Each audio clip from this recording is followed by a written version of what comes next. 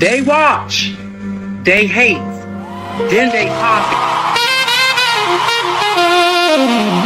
Yeah. It's deeper than the surface, deeper than the grind. I just want to know what's on a real man's mind. Let's build something sacred.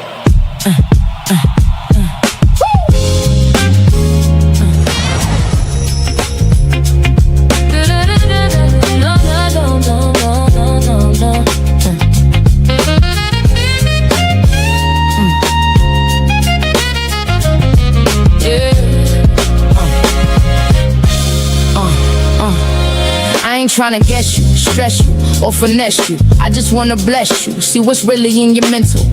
Not the armor or the mask that you wrestle, but that inner voice that whispers when it's gentle. Got my ears wide, heart open, no shade, no judgment in this room. You can lay your pain.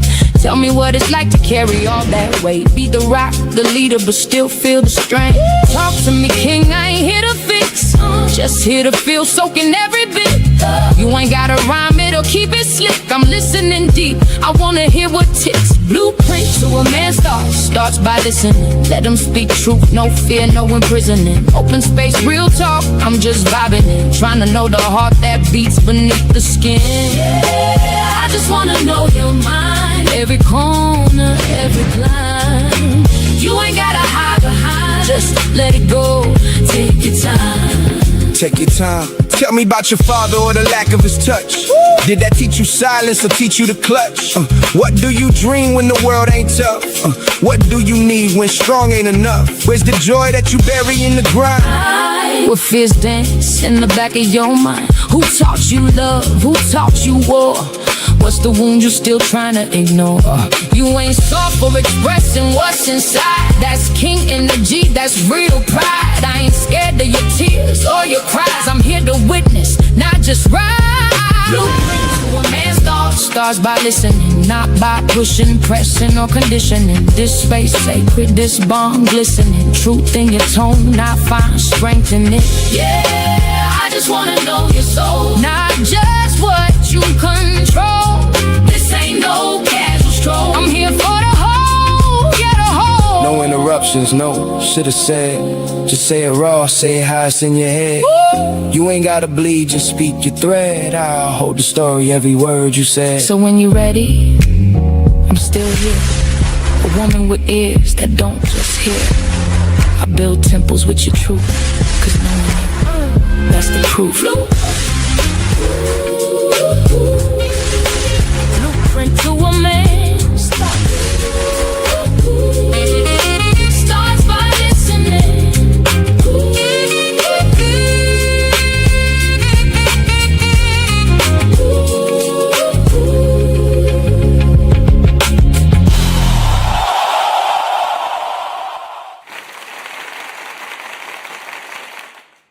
Hey everybody, welcome to Realistic Vibes, where the vibe is always positive. How y'all doing on tonight? Hey Feeling brother, good, feeling great. y'all doing good What up, tonight? sis? What up, Jeremy? Salute to everybody in the chat. Whoo-wee. Okay. Oh my goodness. Did you guys enjoy your Memorial Day? I had fun. Yes, You yes, indeed. Yes, indeed. I missed the wife, but she brought me back a special gift, so I'm happy about it. Damn. That's what they calling it now? Special gifts? Oh, That's- well, you know, I told know Red that's- I had to go worship with my wife as soon as she got back. Oh, yeah, no, that was funny. That was too funny. And yes, we did. But Oh, shouts out to everybody that's in the chat. Let's do a little chat roll call. Shouts out to Rosie in the house. Hi, Rosie. What up, bro? Kim's in the house. In touch with What up, Cam? Thank you. Riz, TC Top Cat is in the house. Hey, TC. OG, what's good? Homie's in the chat. Hey, homie. Homie, what's popping? Reaper's in the chat. Hey, Reaper. Yo, what up, Rick? See. And Mrs. She Said is in the chat. Hey, sis. Thank you, Ness. And I think I saw and Missy Michonne came over and dropped some love. Messy, what up, Messy? Hey, Messy. I think I got some money here. And let's welcome homie to the panel. Are you ready? Are you ready for the comeback? Red. I just got here, Red.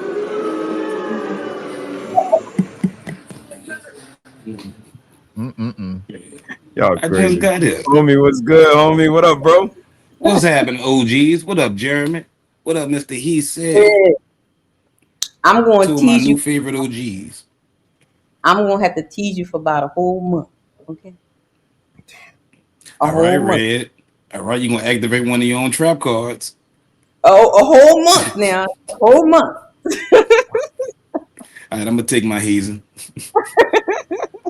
I'm a Oh, crab. how you doing, homie? You good? You good? You good?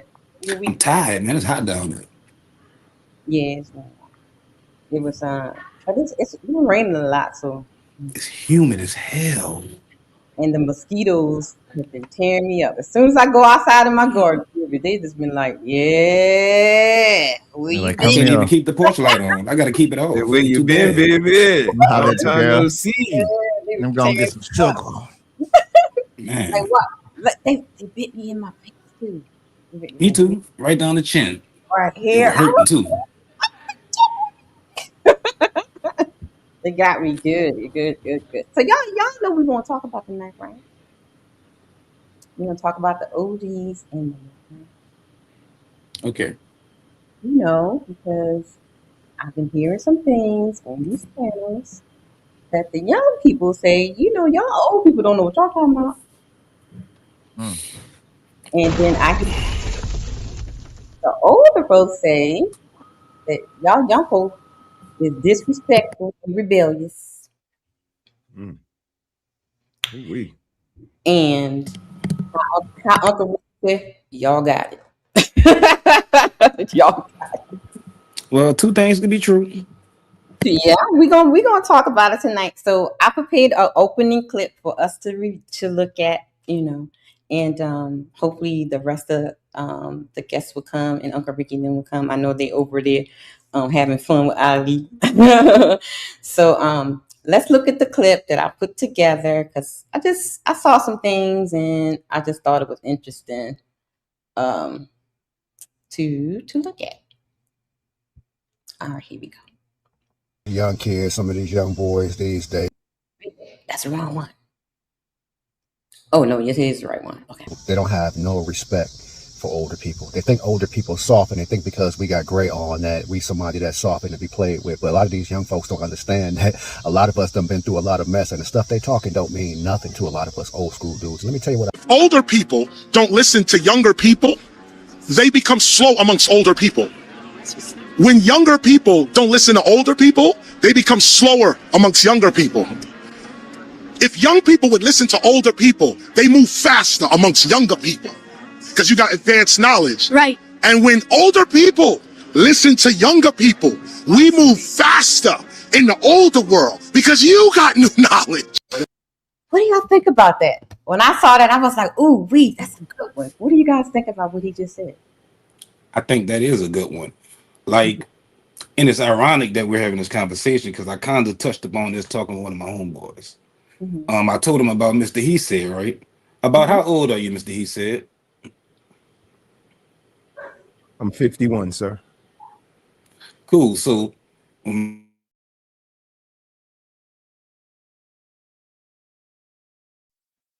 my bad, I had a call come through. I'm good. Yeah, you good. Okay. When me and my partner converse and talk about life and everything, we break everything down point for point. We dig real deep into it and start breaking down elements we wouldn't have thought about on the surface, right?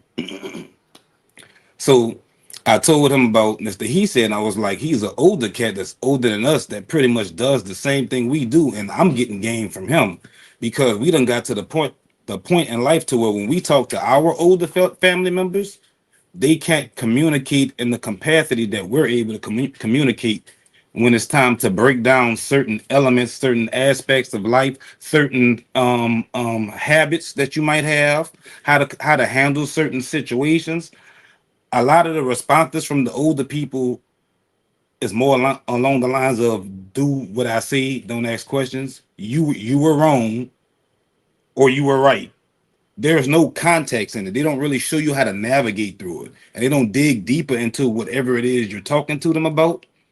And what you just played reminds me of Mr. He Said, because by him being 51, when I listen to him speak and articulate himself, he doesn't sound like he's 51 based on how he's communicating per se, but you can tell it with the wisdom that comes from the message that he delivers, right? So the young need to listen to the old and the old need to listen to the young. I don't know him that well, but I personally feel that he's a product of that statement. Y'all got it. All right. Appreciate that, bro. Yep, you got it, Jeremy. So I believe that there is balance in everything. I do think that, for example, I'll use what you said, homie. Like, if Mr. He Said say something to me and I ask him, and he gives me the honest answer, which he is, I'm going to take that. If Uncle Ricky says it, I'm going to take that, because I know, one, they have no reason to lie to me. They got their own thing going on, and they happening to give me game, right? So I can take that, no issue. I also am smart enough to know that you also have to know who you're talking to. Age does not equate to wisdom, and being young doesn't mean you're a fool. So you have to take it into consideration of who you're talking to and what experiences that they've had in their lives. So yes, they can learn back and forth, but I do think that most older men, they see young men, and correct me if I'm wrong, but when I see a younger gentleman that's got more energy in me, more vigor than me, it makes me have energy. It makes me want to compete a little bit. It brings that competitive side out. It makes me want to be like, well, I still got it. I can still, let me show you something, and that makes me want to then give whatever wisdom I might have. So I think it is a good relationship, symbiotic actually, between older men and younger men. And that's why I also say, before I yield, we have such an issue right now with young men right now, because they don't have that older man there to bounce off of. And I'll leave it at that for right now.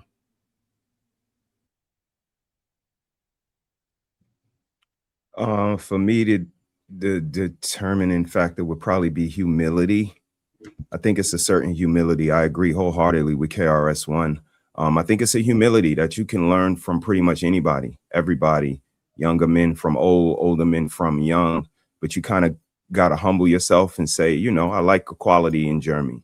I like the way he dedicated to his job or devoted to his family, and then kind of take that and then make it your own, put your own little sazon on it, put your own spin on it, but take that inspiration from that positive influence. So I think that, a lot of people lack humility, old and young, and we don't want to kind of say, you know what, I kind of like how he does that. Let me go ahead and put that in my toolbox and put my own spin on it and then go forward. Okay, let's finish the Buddy, Go ahead. I just kind of wanted to piggyback on what he said. Mhm. Like I said before, me and my homeboy was talking about it. We actually touched upon that too, because we was asking the question, why is it just some older folks, or is it just family members in general that can't give good advice to the youth, pretty much their relatives per se?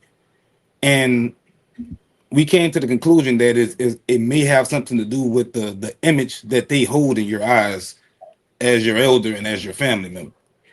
So that can possibly dilute the answer you're looking for. That's all I had. Okay. Here we go. different. Them don't wash their cars or nothing. They don't brush their hair down. Everybody want dreads. Young don't comb their hair. They don't wash their car. Different, bro. Let's, especially you old niggas. See, old niggas should never follow young niggas. Old niggas should lead young niggas, right? Young niggas should get wisdom from old niggas, right? Only wisdom I want from y'all was popping, was the music popping, what they doing. Tell me about cultural influences. That's what the young niggas teach me. The young niggas don't teach me how to disrespect somebody's dead mama, and then I join in at 46. Man, you want to know why the streets messed up too? Because these young dudes don't listen to the OGs no more, man.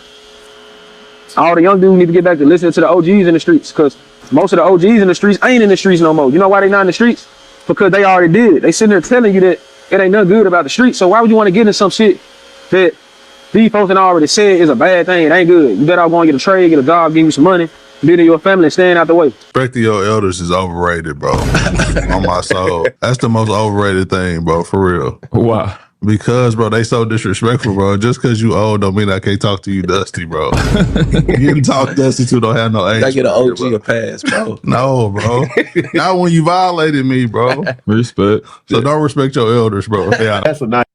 What you? He gonna get somebody ass whooped. Okay, that's what I think. I mean, that's the bottom line of that. He gonna get somebody ass whooped. Right. He think the OGs is lame and broken up in pieces. He can't. Yeah, word to my paw, you can get somebody ass whooped. Right. I done seen it in real time. Hey, brother. Oh, but you know what's so funny, brother? You remember when Daddy beat the neighbor up that time? Remember? Yes, I do. It ain't nothing like that grown man strength. My daddy in his 70s and tore him up, brother. Y'all better. Oh, and I helped out too. I got the drill. I started hitting him upside his head with the drill. Wait, y'all real brothers? Allegedly. Wait, No. Oh. No, it's not my real sister. I had to help OG out because OG had him in a headlock and he was slamming him down. And I took the drill and I was knocking him aside his head. I had to get something in there too. We was tag teaming that joker. Ooh-wee. Daddy and daughter. Oh, don't clip this. Okay, anyway. He will. I clipped it. No. All right, here we go. Thinking that really angered me when I heard how he was talking to him, because I often talk to young people and we do disagree. I try not to debate. I try not to make them feel that I'm right and they're wrong. But I tell them one thing that's different about this generation than my. Is that the right thing to do? Do y'all think that's the right thing? How to go about it to not make them feel like they're wrong? But I don't know. Yeah, I don't look at it like that. I don't look at it like that. I try not to be insensitive, but again, you know, I say this a lot. I live in reality. And eventually you make your way back here. You know what I mean? If you don't want to reside here and then you get information or something happens and then you arrive back here with all of us, I just say, you know, welcome back. Like these things, like this is what really happened. And this is why we can't be delusional and can't be so nice with everybody and handle them with so much kid gloves, because we kind of doing them a disservice, because eventually we always land back in reality where everybody else is. So you got to look at what you did. You got to look at what they did. And then how we going to move forward. And for you to prolong getting here, you know what I mean? That says a lot. Okay. Yeah, but I'm gonna give a little bit of pushback, because most people think just because you get older automatically makes you wise, but it doesn't make you an elder. It just makes you old, honestly. Because an old man is somebody who survives time, right? But an elder is somebody that learned from it. Old man looks to the past like it's a trophy. Like, I remember back in my day, football, whatever. But the elder uses it like a tool. All right, so I see you want to get in football, so let me show you where I messed up at, right? Old man wants respect just because he's been here a long time. You know what I'm saying? I've been here on this same block for 30-something years, right? But an elder don't earn respect because he spent that time becoming something worth listening to. And I think that's the issue. I think we got a lot of old men.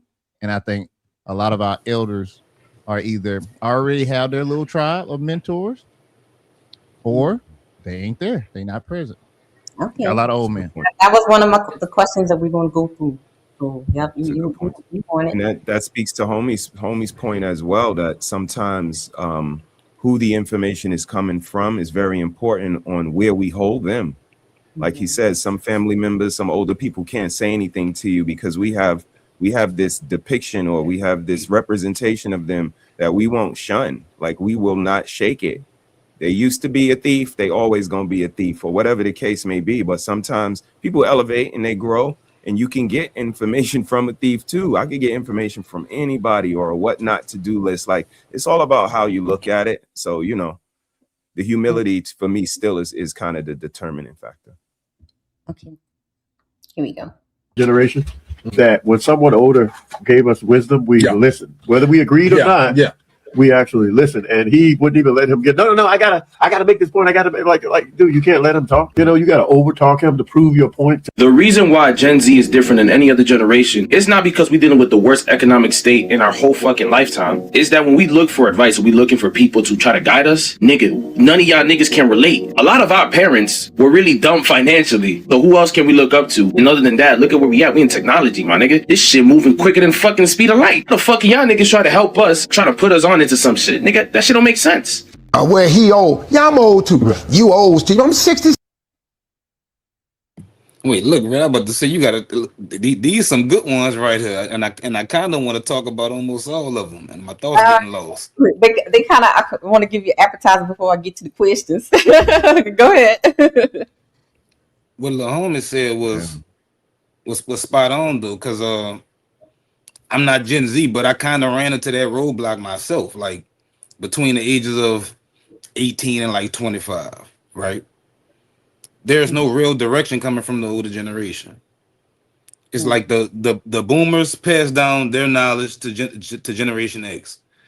Generation X then passed on the skills to the millennials.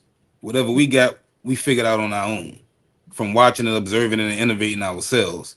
But they didn't pass down actual skills, like the skills we need to take care of our communities ourselves. Carpentry, concrete work, being an electrician, because the majority of them did what? Got hooked on drugs and went to jail. So those skills didn't get passed down. So I actually feel the dilemma that he was describing and articulating, because that's not something that just Gen Z experience. Millennials experience that as well. Okay. Shouts out to Cam. Am I saying that right? For being in the building. Thank you. That's right. What's going on? Yo. Appreciate you being here, big dog. I believe this is Jeremy's friend. So, Jeremy, you want to introduce your friend? All right.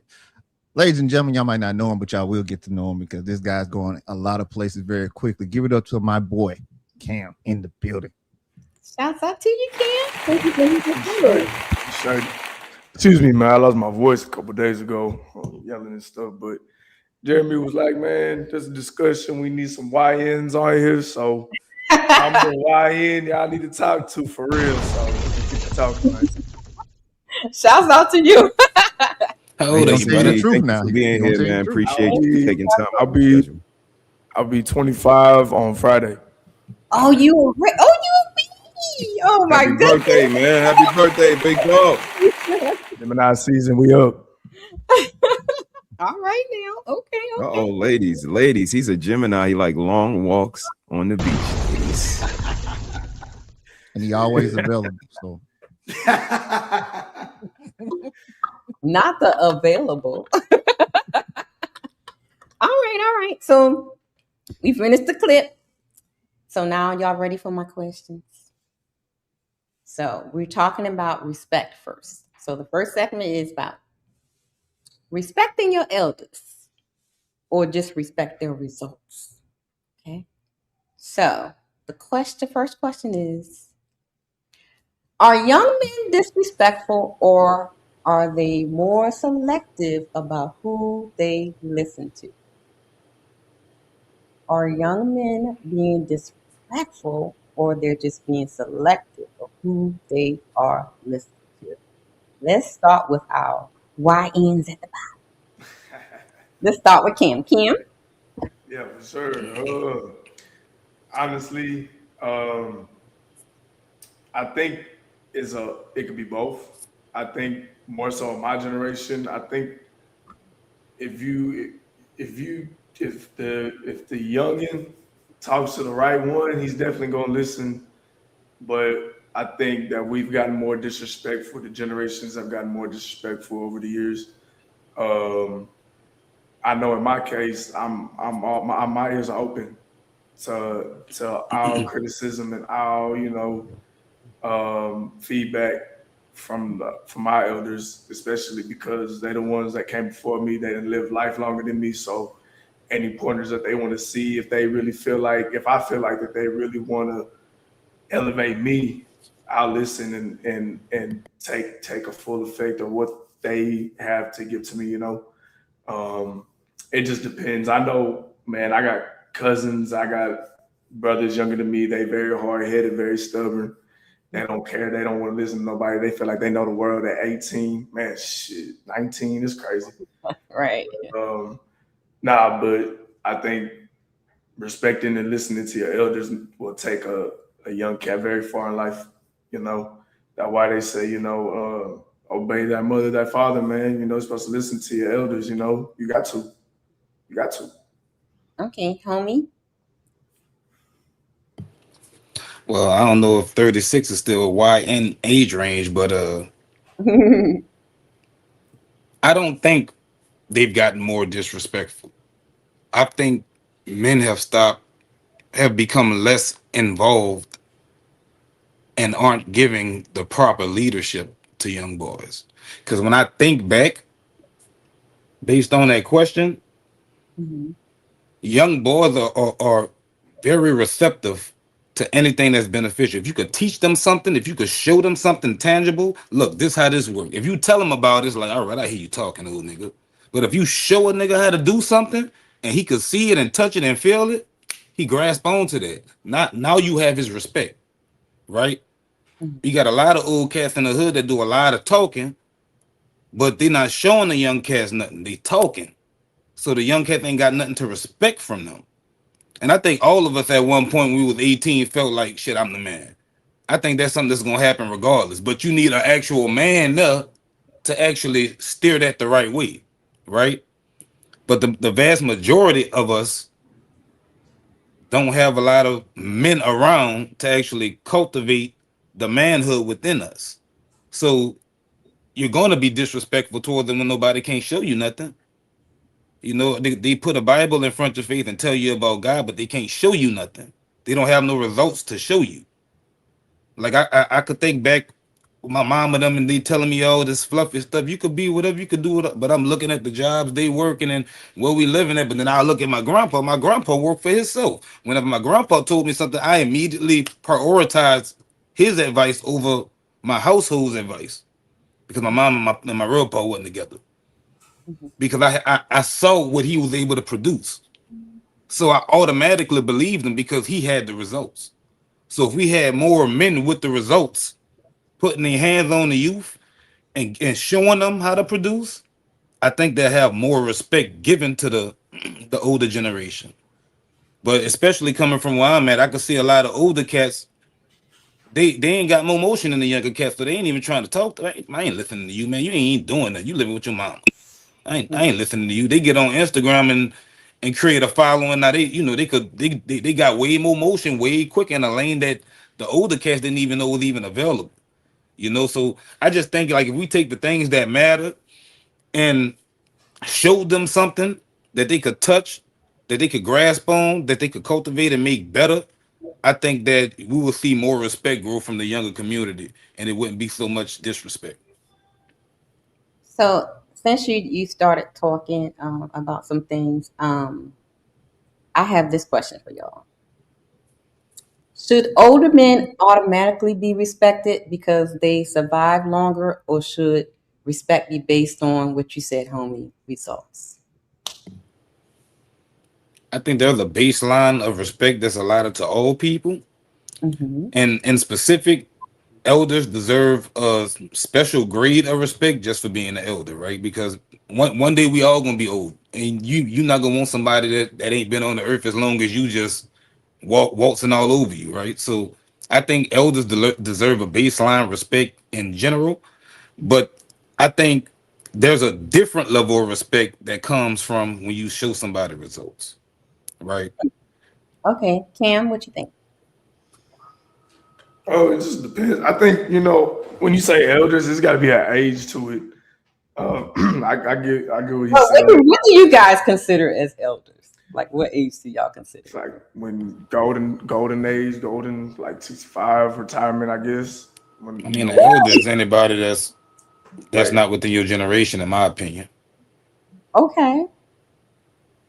You hear everything he said? So that means you're not an OG yet. You still a unk, man. I Congratulations. like it. I like it. You're out here with me. I take it. Oh my I goodness. see you at Top Golf this weekend. Let's go.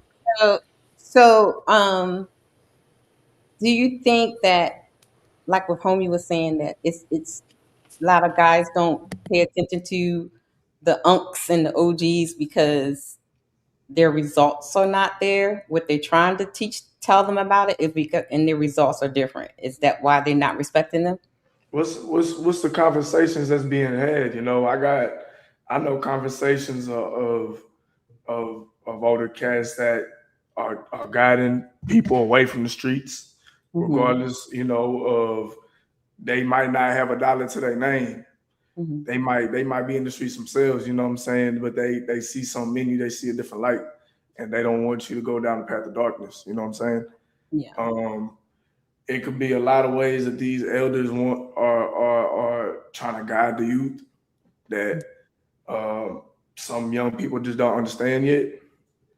And you know, it's a I wouldn't say it's a disconnect because when this depends on who you're talking to. You know, you could talk to so many different people from anywhere. You know, you might connect with somebody you never thought you would have connected with. You just, you know, conversation with a nation. You just gotta. So sometimes you got. Well, I was always told you got 2 ears and 1 mouth. You know, so you just gotta fall back, listen, receive it, think about it, and then before you speak. So, you know, it just depends. It varies. Yeah. What I found out. I'm sorry. Go ahead. No, I was saying, do you guys got anything before? Because I got. Go ahead. Really quickly, I was just going to say one of my points to this is young men, I believe, are wired to test, not necessarily to obey. And what I mean by that is that they're going to push boundaries, they're going to challenge authority, they're going to assert their own independence, and they're going to figure things out through action most of the time. And I think that the first thing you got to do is pass the test. Now I know what you're thinking. Why do I got to pass the test to some YN? Because they process information way quicker than we do now. We're not gonna sit here and pretend like them scrolling through the phone and you scrolling through the phone is the same thing. It's not. All right. So you have to be willing to take that second and find some common ground. I mean, I use my relationship with Cam. Like, we were cool, but we got cooler when we started playing basketball, right? And then once that test got started, and disclaimer, he killed me out there. It is what it is, you know. But me coming out there and showing and trying and learning from him some things, it made him more comfortable to be able to have, okay, man, so how I need to do this. So then I was able to step him into what I'm good at, right? And then another thing too, they don't trust the messenger. If I had not established some type of connectivity with him and I had told him to do the exact same thing that I told him to do, he probably wouldn't have done it because I'm just some dude. I'm just some dude with gray in my beard. I don't know nothing. This man look like he don't do nothing at work, right? But once he got to know me, he understood what I actually do and why I have that position and why it looks like one thing, but it's actually something else. He wants that, and he's getting it. I see him doing it. But I had to qualify myself to him first. And I think if you really want to help somebody, you have to show them. Again, like Mr. He said, the moment I get my YouTube money, oh yeah, I'm finna go ahead. $200, Mr. He said I need an hour. Tell me what to do with this money.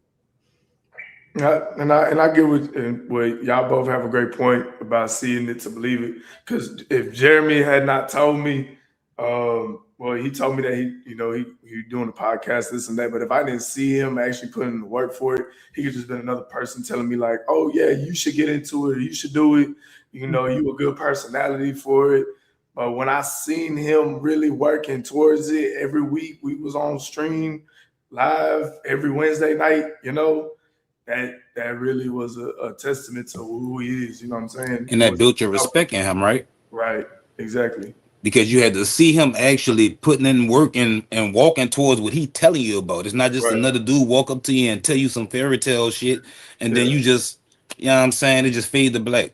And like, I mean, I hear it all the time, you know, and it is selective too. Like I can sift through when I'm hearing it. Like I always listen. I'm always listening. But I definitely know how to sift through between my conversation on who's real and who's not. I hear stories all the time of, man, when I was in the penitentiary, man, man, when I was in the streets, I'm so now I'm Jeezy, I'm okay, that's cool, you know.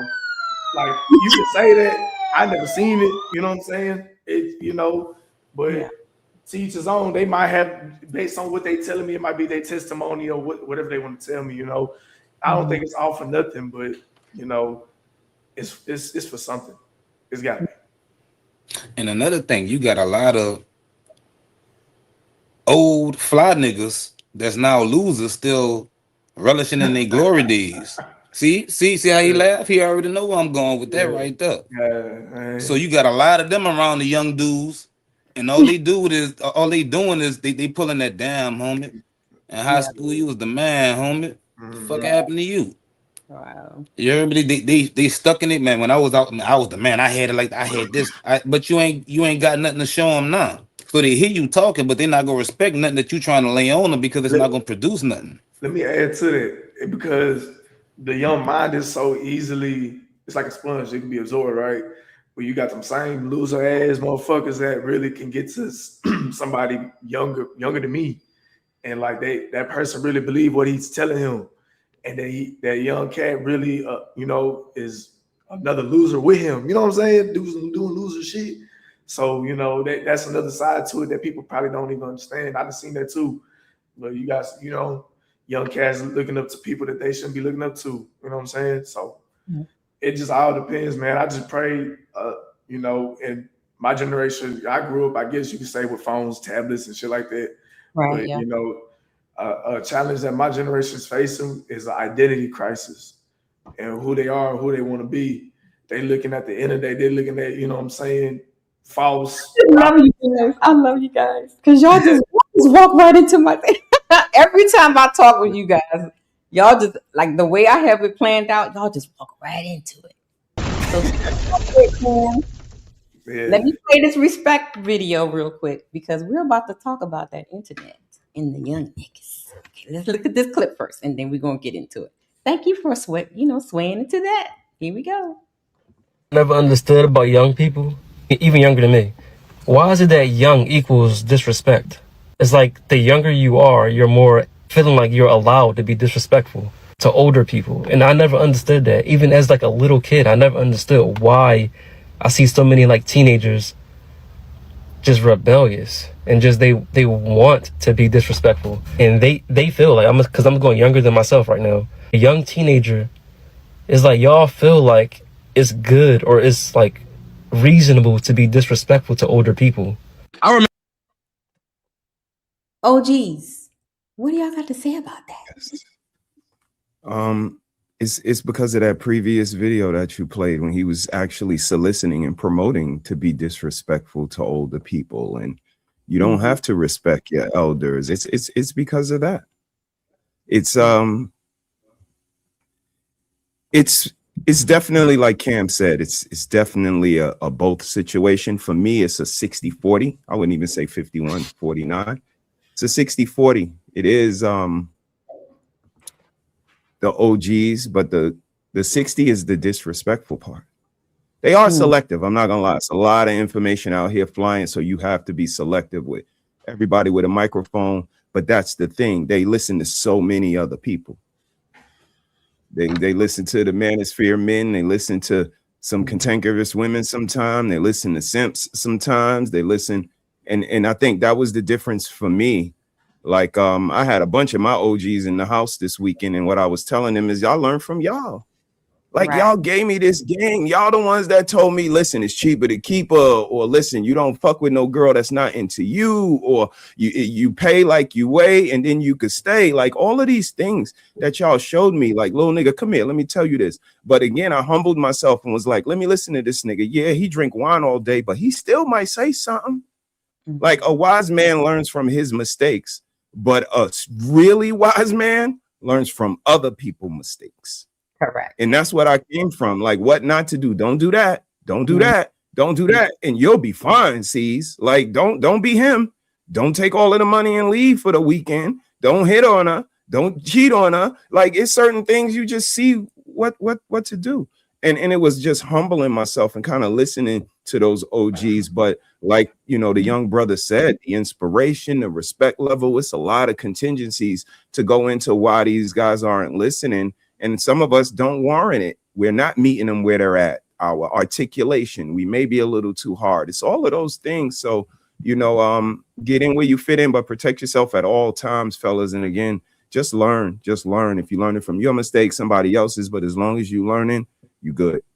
Remember a time when we was younger, we wouldn't even raise our voice to an adult. Do y'all remember the days when kids was afraid to disrespect their elders, was afraid to talk too loud or use profanity or something like that in front of an elder, in front of an adult? Listen, man, we was on our best behavior. But these little demons today, they don't respect authority. You taught them it was okay to talk to anybody any kind of way. You taught them it was okay to disrespect older people. When I was a kid, you said yes, ma'am, and yes, sir. When you talk to older people, you put a handle on it. It was Mr. Jones. It was Miss Jones. But this generation does say, yeah. What? Who? How you doing, Jimmy? It ain't no Mr. Jimmy. It's how you doing, Jimmy. And now you're mortified, but you created that Frankenstein monster. This is why younger guys sometimes can't respect older men. Because instead of saying something like, did you read the Bible? And they say, I already received it. In here, you have to game. And I see that all the time with young guys. Instead of giving the younger guys game. And then cameras are all on. You putting this guy on the spot instead of giving him real game. Giving him, I've seen it in jobs that I've been a part of. I've seen it. You're not giving the young guy game. So an elite handled it great, and that's where the clashing began, because you're not giving out the game to the younger guys. So how do you... I know this may be controversial, some people may not like this, but I don't give a fuck. One thing I don't do is respect all my elders. Just because you're an elder, you don't get my respect. I feel like that shit just a play to make old people always seem like they right and like they always know what they talking about, and that ain't the case. Let me explain.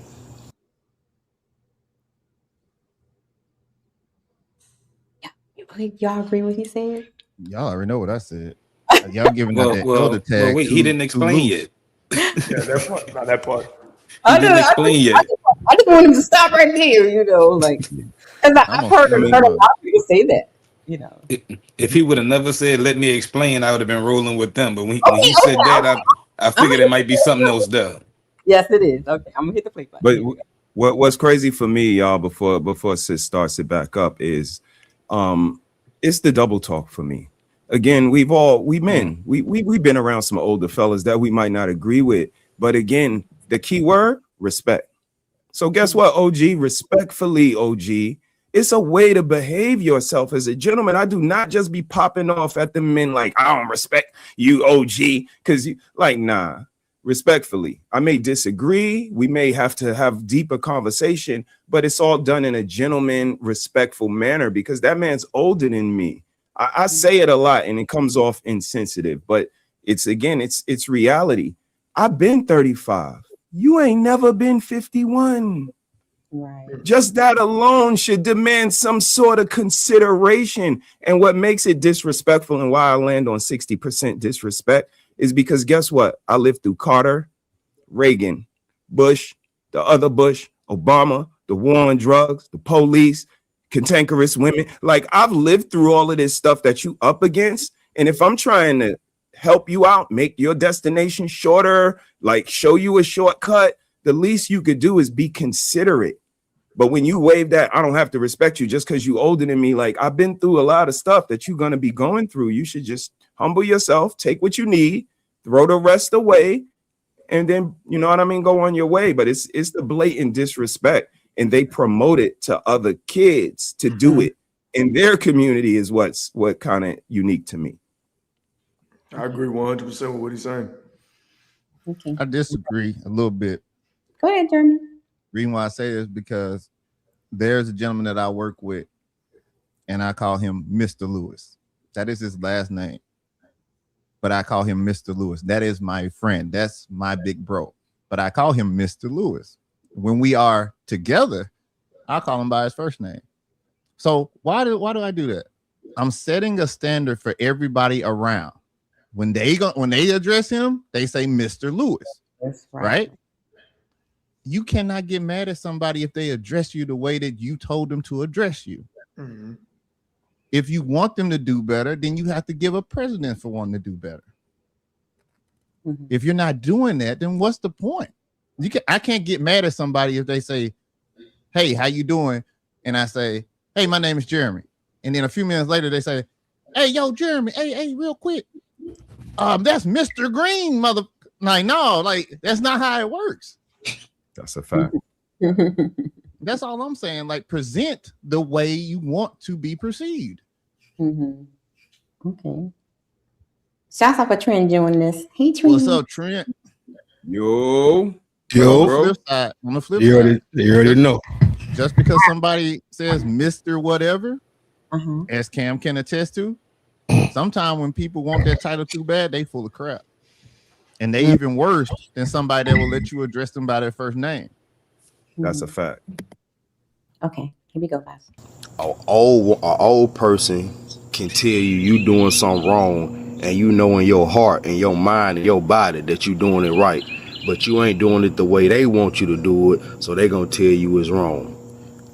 Old people, sometimes they be condoning the bullshit.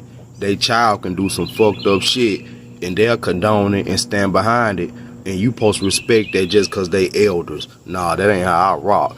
I don't give a fuck if from 8 to 80. You show me respect, I show you respect. You show me kindness, I show you kindness. That's how that's gonna go. If you show me disrespect, I'm gonna disrespect you. I'll push your little ass in the dirt, or I'll roll your motherfucking wheelchair down a flight of stairs. Let's just stop it right there. What a joke. I hear him though. He qualified.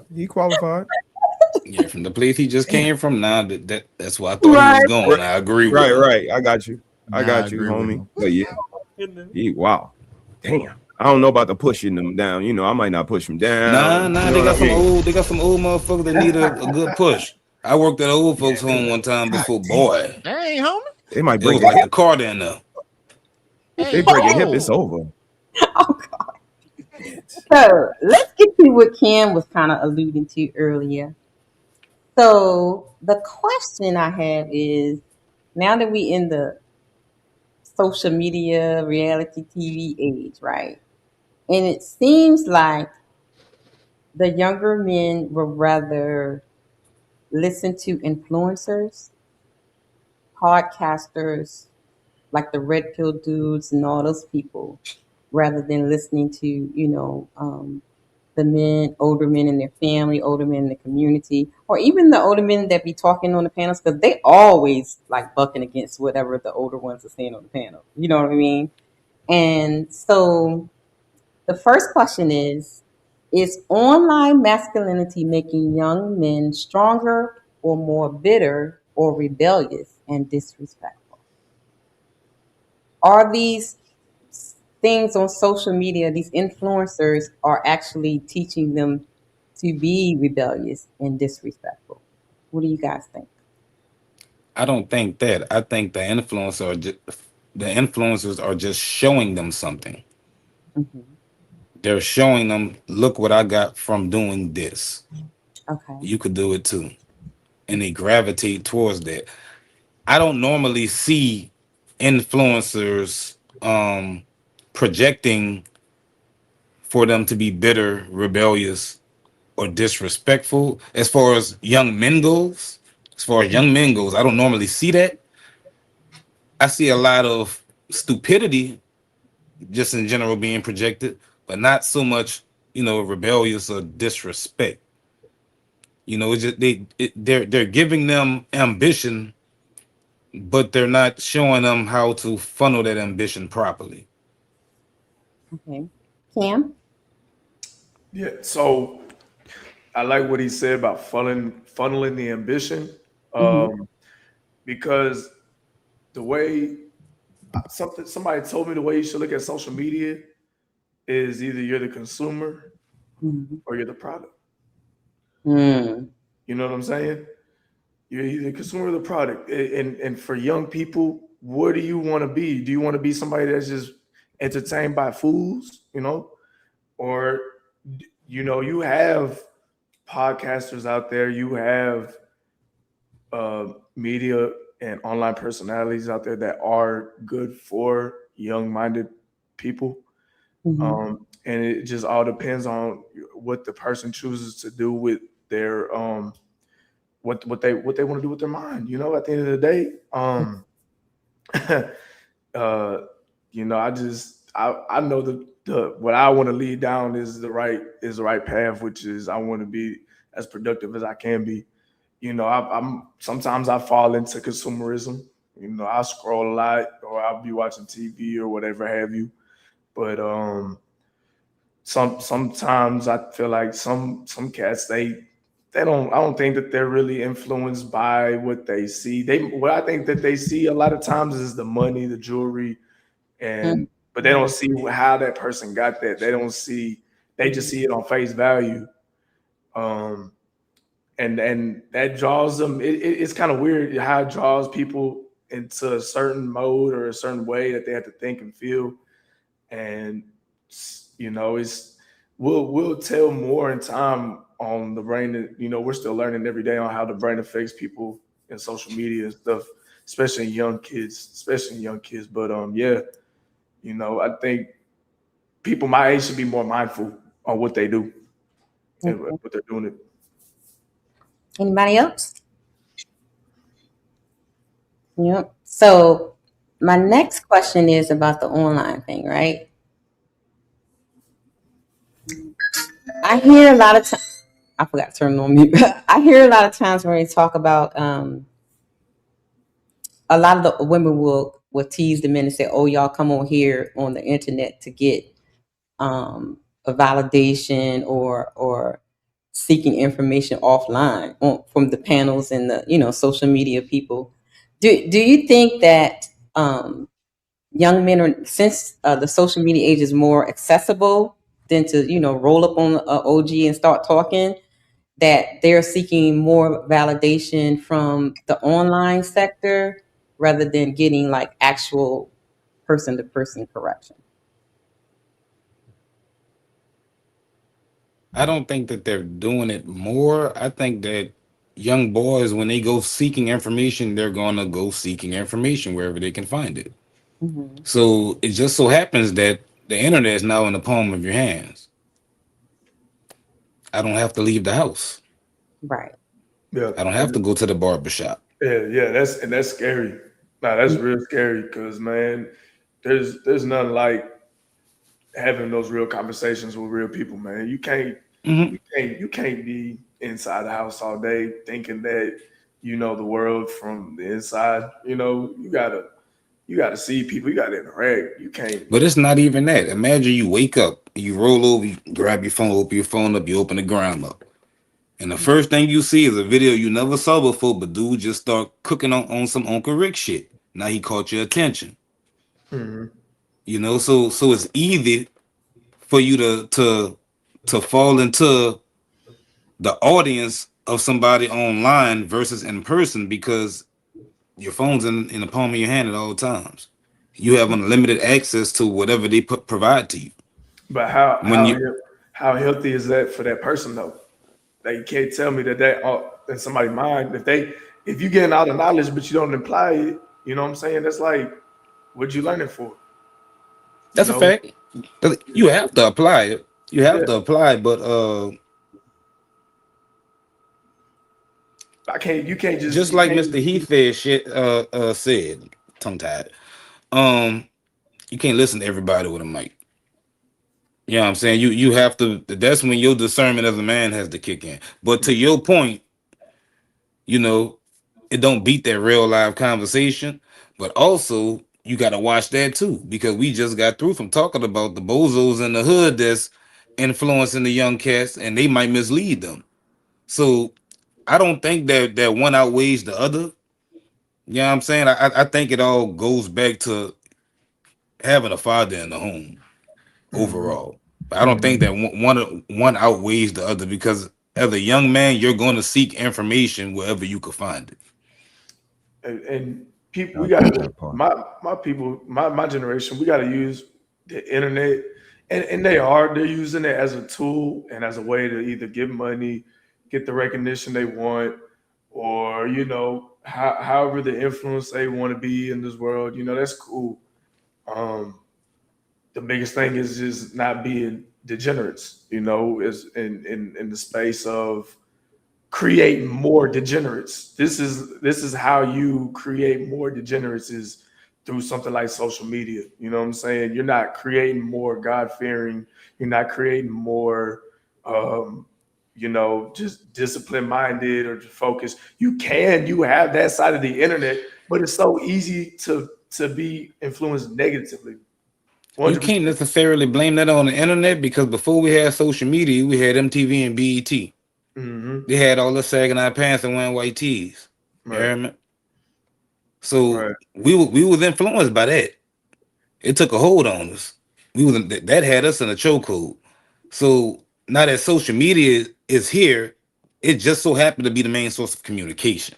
We can't necessarily put that on that. That's why I said previously, it goes back to having a dad in the home, because the dad is supposed to steer you right. You know what I'm saying? Because you're going to have those influences, but you got to be steered right to know how to discern between them. Agreed. Trent, brother. Trent, how you doing over there, man? You got anything you want to chime in? Welcome to the panel, man. Peace. Y'all already know what it is. Gang shit is all we on, bro. 24/7. Make America ready. Gang bang again, bro. MAGA for real. Let's go. What you got, man? What you got, bro? So waywardness is waywardness. Same way the mind or the ear inclines to information and intelligence. The ones that seek out grades, the ones that seek out college, the ones that seek out trade, the ones that seek out to become business owners, they seek that shit out. The same as a wayward mind would seek out slackness and debauchery. Same way, same speed, right? We still have to remember, they make their own decisions. You take your kid to school, you drop them off at school, they in there for 6 hours. You could talk to them till you blue in the face. They still gonna go in there, and they still gotta make decisions at every second of the day. Yeah. Could I be annoying in class? Should I just shut up and be cool? Should I be the class clown today? Should I try to holler at oh girl with the she wearing them apple bottoms? They make decisions though. They make decisions constantly. And we can't say just because they're young. No, they comprehend. They're not dumb. As much as they act dumb, they not dumb. I've seen, even before the social media shit, we're talking about back in the G, right?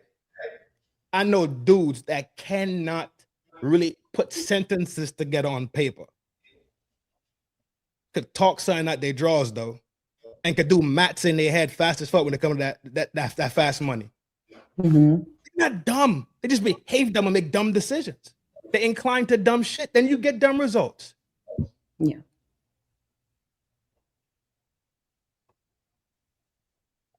Brother? Shout out to all the fellas. I appreciate all of y'all's chime in. What I would piggyback off of is what Cam said. It's two types of people on the internet, he said. And I was kind of taught to look at it as two type of people in the world. Like everywhere I go. It's people who pour drinks, it's people who buy drinks. It's people who make content, it's people who buy content. It's consumers and it's sellers. Like it's two type of people in the world, and you got to look at yourself and see which one you want to be in this scenario. Every particular scenario, which one do you want to be? You want to be the person that is, you know what I mean, capitalize or consumer. So, it's the question is on you. But I think again, you can get something from everywhere if you just kind of be easy and absorb the information. And I just think that's all the course of all men is to absorb the information, but it's just a road for me. And you guys can tell me I'm headed in the right direction or not, but y'all don't dictate my road. I dictate my road. I'm walking this road myself. And then I see other men that I admire and trend be like, yeah, bro, you headed the right way. You good to your wife, devoted to your family. Yeah, you're doing the right thing. Or I see brothers like Jeremy, like, nah, bro, I wouldn't do that. You talking about getting a side chick? Nah, man, that's not.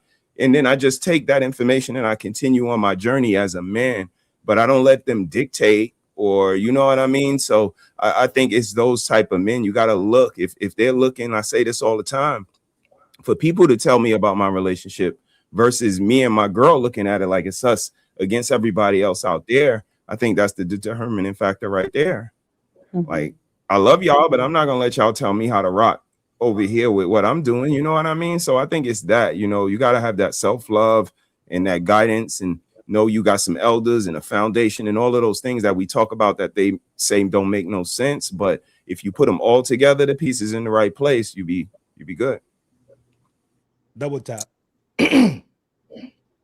You said self-love, and we could turn around today and see by the actions there's a lot of love missing. There's a lot of self-love, because if you love yourself, you end up respecting yourself. These things come with self-awareness. So when you love yourself, you respect yourself, you automatically have respect for this person. At the bare minimum respect. 10 fingers, 10 toes, 2 eyes, 1 nose. Right? Simple, basic respect for life. Being a sentient being.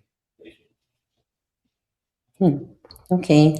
So staying with the let's talk about hypocrisy. So I've been hearing from the YNs, one of the reasons why they don't want to listen to the OGs is because y'all guys are hypocrites. And tying the social media into it, they're saying that with the social media age, you can't hide your hypocrisy because they're going to find out. You know, or Facebook or Twitter, whatever. So is hypocrisy one of the reasons why you young men do not want to listen to the OGs? Homie, Cam? Facts. You can see that when you look at the celebrities, look at the rappers and stuff. You know, I think this level of social media was the worst thing to happen to them, because they done lost a lot of respect. Being a Siegel getting knocked out. You know what I'm saying? The shit that happened with the hot boys, BG and OG murder, and the OGs is not looking so hot when it comes to the modern day access that they give. They don't look so big and bad now. Like they, you know, motherfuckers, you thought that they was bigger than God, probably. For some people, like, bro, like, whole time they human. Right. You know I used to think Joel Santana was the man. You know what I'm saying? Then I'm just looking like, damn, my nigga, like, you ain't. You hear me? Yeah, regular. He's not regular.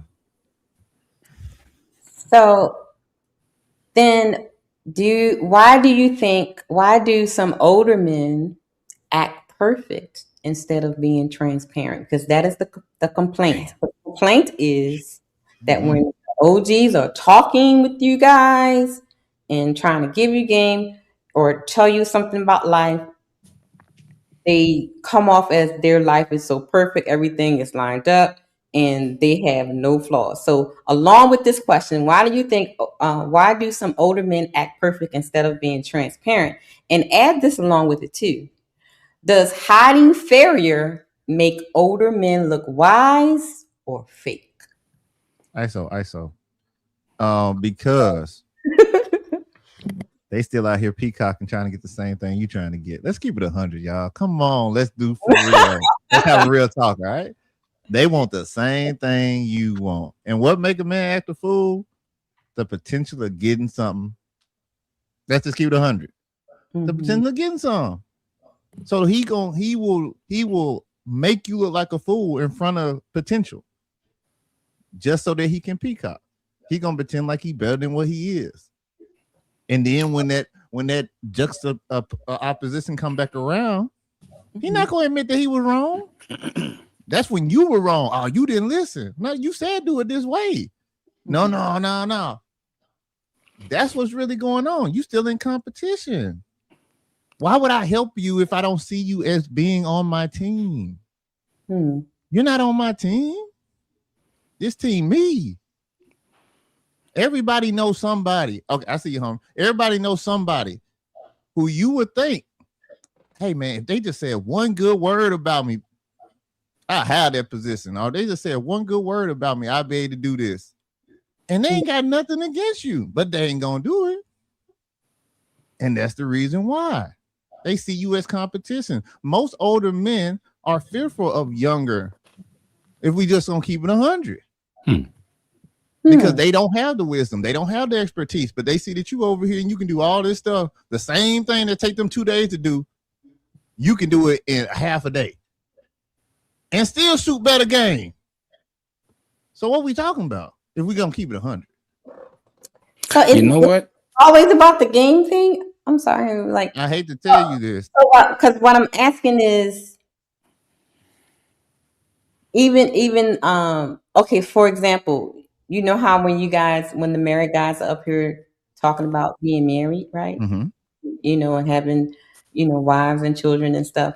I hear and you know, you guys get, because Mr. He said, get a lot too from the younger guys, you know, when he's talking about the marriage and the family and stuff like that. And the complaint a lot online is, oh, nobody's being transparent. But when you be transparent, then they look at you as being self-righteous or trying to be perfect or whatever. So sometimes it's confusing to me. So what do you guys think about that? I don't think that's what it is. I see some elements of what Jeremy's talking about, because I remember at a Mardi Gras parade, my daddy kept tapping me saying, "Oh, you just don't know what I'd do if I was your age again." So I could kind of see where he coming from with that, right?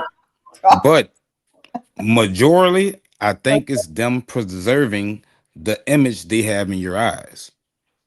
Oh, They have to preserve the image, like especially if it's like a family member. Okay. Because the older you get, you start to look at your family member through different lenses.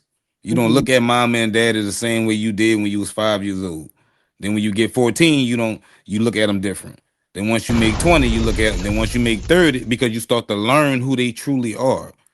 You learn them as your parents at first, but now you're learning them, the person, their first name, them as a person. And sometimes you learn stuff about your family members that they didn't want you to know. And that'll kind of contradict some of the messaging and advice they would give you. Right? So it's like if you had one family member that told you never do XYZ, and you find out this motherfucker used to rob banks back in his heyday. He did this so you wouldn't have to do that, homie. Right. Let me add. I mean, if you when you put it like that, right, exactly, he did it so you wouldn't have to do it. Right. That was good. They might not like my answer because homie just actually brought a lot of clarity to it for me. I think there's a certain divinity in it. Okay.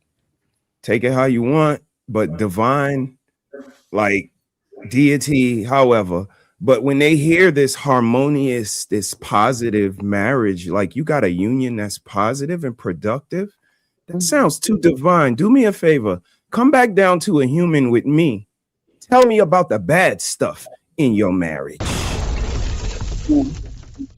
You starting to look a little divine to them, and they want you to be more human like them, or more demonic, whichever the word they want to choose to describe it. But if they don't want to accept that, when that's the information that you're putting forth, and again, especially for us as sophisticated as we are, we know every relationship is a roller coaster, and ain't nobody got no perfect marriage, and you got ups and downs with everybody. This is all stuff we know. So why we gotta tell you specifically what happened? If anything happened, what if nothing ever happened? Now you really mad? It ain't happened. Right. That's what intention is. No, I never cheated on her. No, she never cheated on me, because I would be losing a good thing. That's the thing about having a good thing. You don't want to lose it. So just looking at it like that, again, it takes a certain maturity. It takes a certain humility. And some people don't got it. So they just ask you to, come down to demon world with me. That's what I hear. So Cam,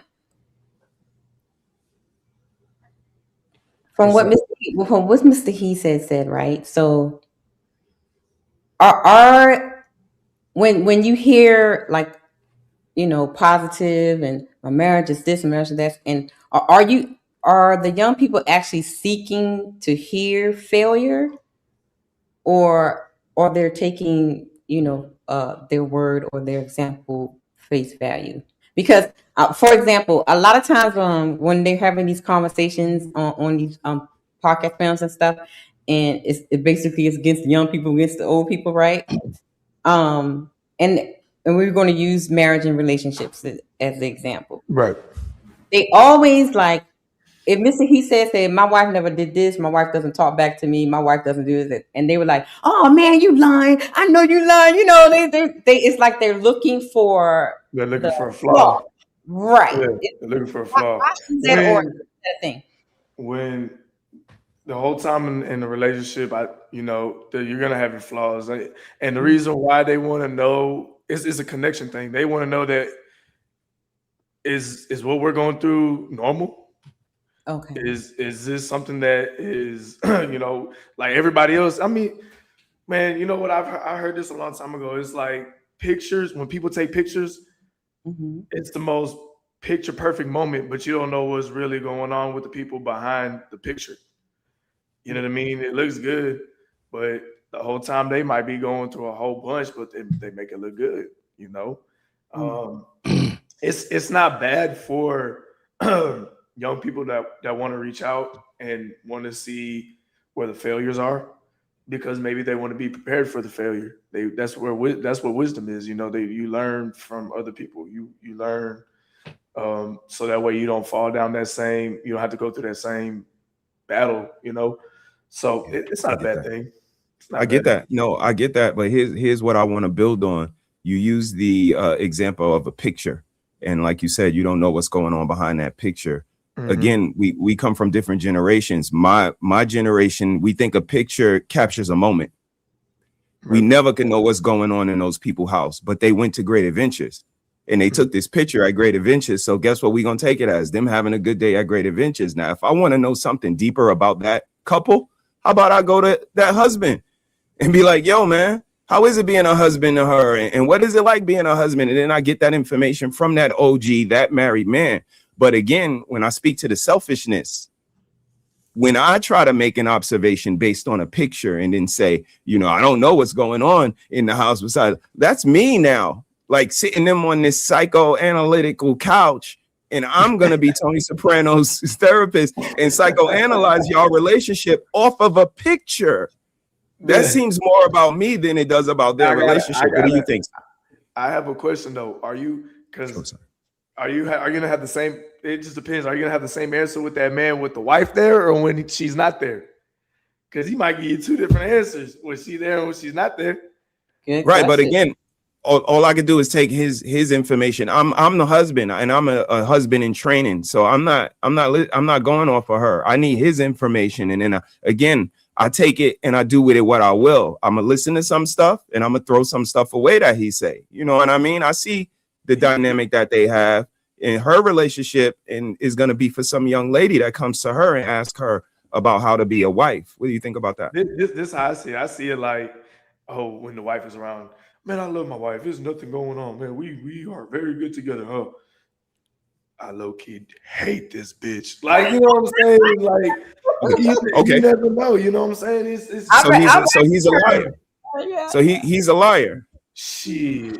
Man. So again, I'm gonna see those traits in him, Cam. If he's an OG in my neighborhood, whether it's on the corner and he talking about sports and he putting 100 on 10, or he lying in the park when we on the court, I'm gonna see those traits. And again, I'm gonna take what I need. I know he's putting 100 on 10. He really don't love her like that, but it's the union. It's the the duty, the honor, the respect, I'm gonna pull from and say, all right, they do what they supposed to do, and I'm gonna love my wife a little bit different from, you know what I mean, his lying ass. And that's what's gonna be my answer to Sis's question about the hypocrisy. Hypocrisy is the absence of integrity, because integrity is doing the right thing when nobody's looking. So if you telling me you doing the right thing when nobody looking, but you actually not, again, like that's what I see in a man. Like, you have no integrity. It's not about your weight, sir. It's about your discipline. It's these things. It speaks to something else. So when we, kind of think that it's just the surface kind of gives us insight to what we're dealing with. We just got to kind of read the signs.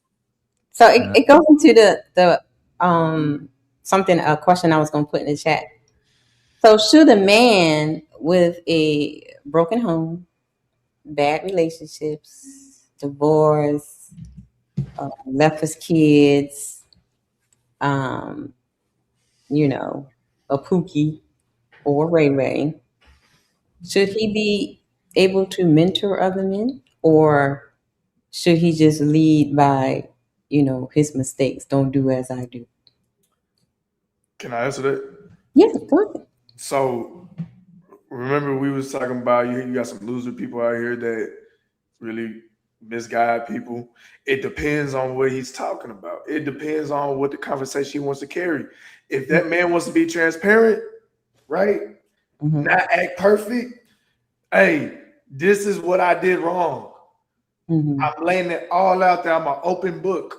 I rock with that all day because you're showing that you learned from your mistake, and you don't want nobody to follow down the path that you went down. That's something I can respect. Okay. What about you, homie? I agree with what Cam just said. When you say mentor, I say no to mentor. Mentor, give advice, When I hear the word mentor, that encompasses more than just that's, you like studying under a person, like you exactly everything. So I say no to mentor, but what Cam described, if you're gonna tell me your mistakes to help me from going in that direction, so that I could have a little bit of a precog when things come. I think they should do that. I think that's all they should be able to do in that field, as it regards to that. Tell me what you did so we don't do that shit. How did it work out for you? But a lot of times, what happens is in these conversations, when men be transparent, they get shamed or well, nigga, you can't tell me what to do because you just such that. So somebody has an echo. So My son washing dishes. How do y'all handle that? Like, you know what I mean? Because sometimes men will come up and say, "Well, I did have a failed marriage, right? Or I used to be a cheater, right?" And then so I'm trying to tell you what not to do to get into that. And the first thing the young people will say is, "Well, you can't tell me that because you divorced. How can you tell me that first?" So it's all about how you present it. Like the analogy Fatty used a while ago with Cheyenne Ryan. If you come with this pompous like attitude, I'm better than you, listen to me, I'm this guy-like mentality, nobody's not going to listen to you unless you bear results. So if you come in with a failed story, but you have your chest poked out with arrogance, nobody's going to listen to you. So what does that look like? What does that sound like? Because I've seen men be transparent and not, prideful, and they still get the same results as far as like, how can you tell me anything? Because how can you tell me about marriage and how to treat a woman when you couldn't keep your own? Well, respectfully, let me push back on every book. Go ahead, Jay. Go ahead. Oh, sorry. Go, Jay. You can go. Every book ain't for everybody. I don't have to read a book on how not to sell crack. I have no intention of ever selling crack. Right. So what? How that book gonna help me besides being a paperweight? Okay. Wait a minute. And some people just not for you, and that's discernment. We used the word divinity earlier. In divinity, because I had to look it up. Because brother, he said hit me with a gem, so I had to look it up. And it's purpose from distraction. You have your own divinity within yourself too. And if somebody's going to cause a distraction and you have the discernment to not have to deal with it, if it never crossed your mind to cheat on your wife or to cheat on somebody that you want to be with, why would you listen to the story of, yeah, this girl was at the club and she looked good and I took her home, man, and she did that, you know, she did that thing, man. But then it messed up my family. Don't do that. Now that I'm planted the seed in your mind, like, why are we even reading this book? But y'all wanted to be transparent, right?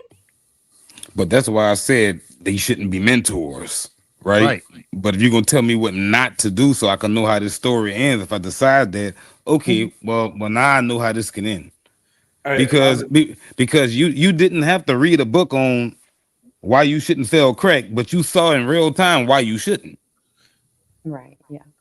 I think that's very simple-minded. If you let a story of somebody cheat on their wife, let that affect you to cheat on your wife. You gotta be very simple-minded. Let that shit happen. Like that don't mean nothing. You know, you gotta be simple-minded. Let that. We had people stack crates up and walk on top of them because they saw somebody else do it. Right. Yeah. We're not dealing with the smartest people. Mm-hmm. So the onus on people that's receiving, right? So it's the person that's supposed to be receiving it. It has the bulk of the responsibility of what they're absorbing, not the people that's dishing it out. It's the person that's receiving it, right? Say that again. It's the person that's receiving is responsible for what they are letting into their brain or in their, what they're absorbing. And so they can't base their failure or what they do on what they've heard, but because they took it in, it's their fault, right? They can't blame. Nuances to that. I don't think it's black and white. I mean, I can't blame Trend. If I go, Trend says, I touched that stove one time, I got burned, but it got better and everything. But don't touch the stove. But so then I just go ahead and touch the stove anyway. I can't blame Trend for it because he already said that I shouldn't touch it, even though he already. Okay. You know what I mean? Did I lose you? I'm sorry. No. No, I'm good. I'm good. I just think like we gotta. It's a scale to it. It's a. I don't even know if a spectrum is the right word, but like you got very simple-minded people, and you got intelligent people. Like you got people that just think they live day by day. I'm gonna go to the store. I'm gonna give me a beer. I'm gonna make a couple dollars big, a couple dollars. I'm just gonna drink my beer all day right in the corner. You know what I'm saying? And that's one-track minded. You know what I'm saying? And like Jeremy said, you had people who were influenced by people stacking crates. Right. Simple-minded, very simple-minded. It looks funny. I'm laughing my ass off at them dumb ass motherfuckers for even doing that shit in the first place. I think it's funny. Right. Am I gonna do it? Hell no, I ain't gonna do that shit. But it's funny. Mm-hmm. Yeah. So you gotta take what you gotta take. I don't know. People be simple-minded. They can't think Whose outside. fault is it that they're simple-minded and incline themselves to bullshit? Now that goes back to how somebody was raised. What my boy homie said, hey, was the father around? Was the father around? I know my dad was around for most of my life. Mm-hmm. So one thing he gave me, if he ain't give me no money, my father gave me words of wisdom. And I take that and I roll with it. So you made your decision for you in your life? Yeah, I have. The same way I make mine? The same way Magneto make his? Mm-hmm. Jay make his? Algerius make his? Red make hers? At a certain point, you can't keep looking in the back of you trying to get ahead. My daddy wasn't there. Fuck him. Mama wasn't shit. Fuck her. True. I'm it's so much excuse. It's so my mama train? many She's a My saint. She ain't never did nothing to nobody. That's crazy. Catch it straight. Damn, Trey. me. I'm about to call my mama right now. Oh my I'm goodness. still Smoke waiting. Everybody show. slide for Jesus, right? Ain't nobody slid for Jesus yet. Trent, you got to slide for Jesus right now, Trent. What's going on? Oh shit. Go ahead and finish your point. It's just excuses after excuses, though. People go through orphanages, bro, and figure it out. People go through all types of shit and figure it out. Sometime along this road, you have to grab your pants, pull them shits up, put on your boots, put on your hard hat, and get to work. That's just it. At 35, you can't be saying,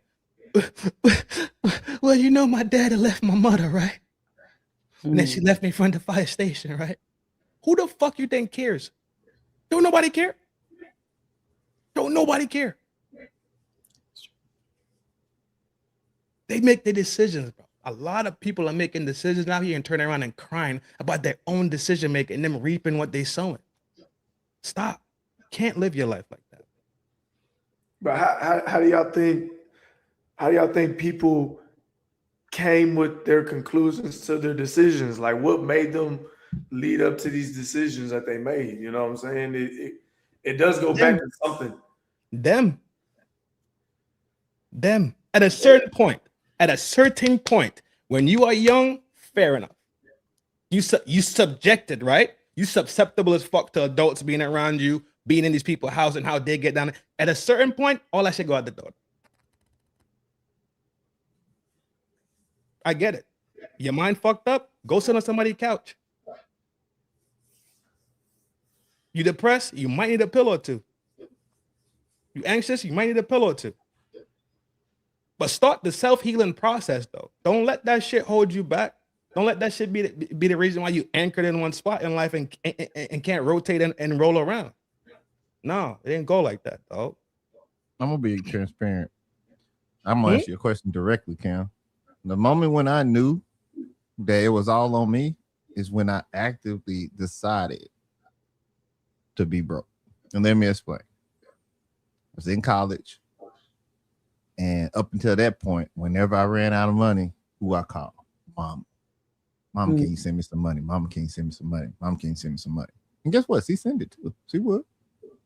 But I remember she had sent me some money, and she said, okay, look, this I'm sending you some money, but you know, come on now, like, what we doing?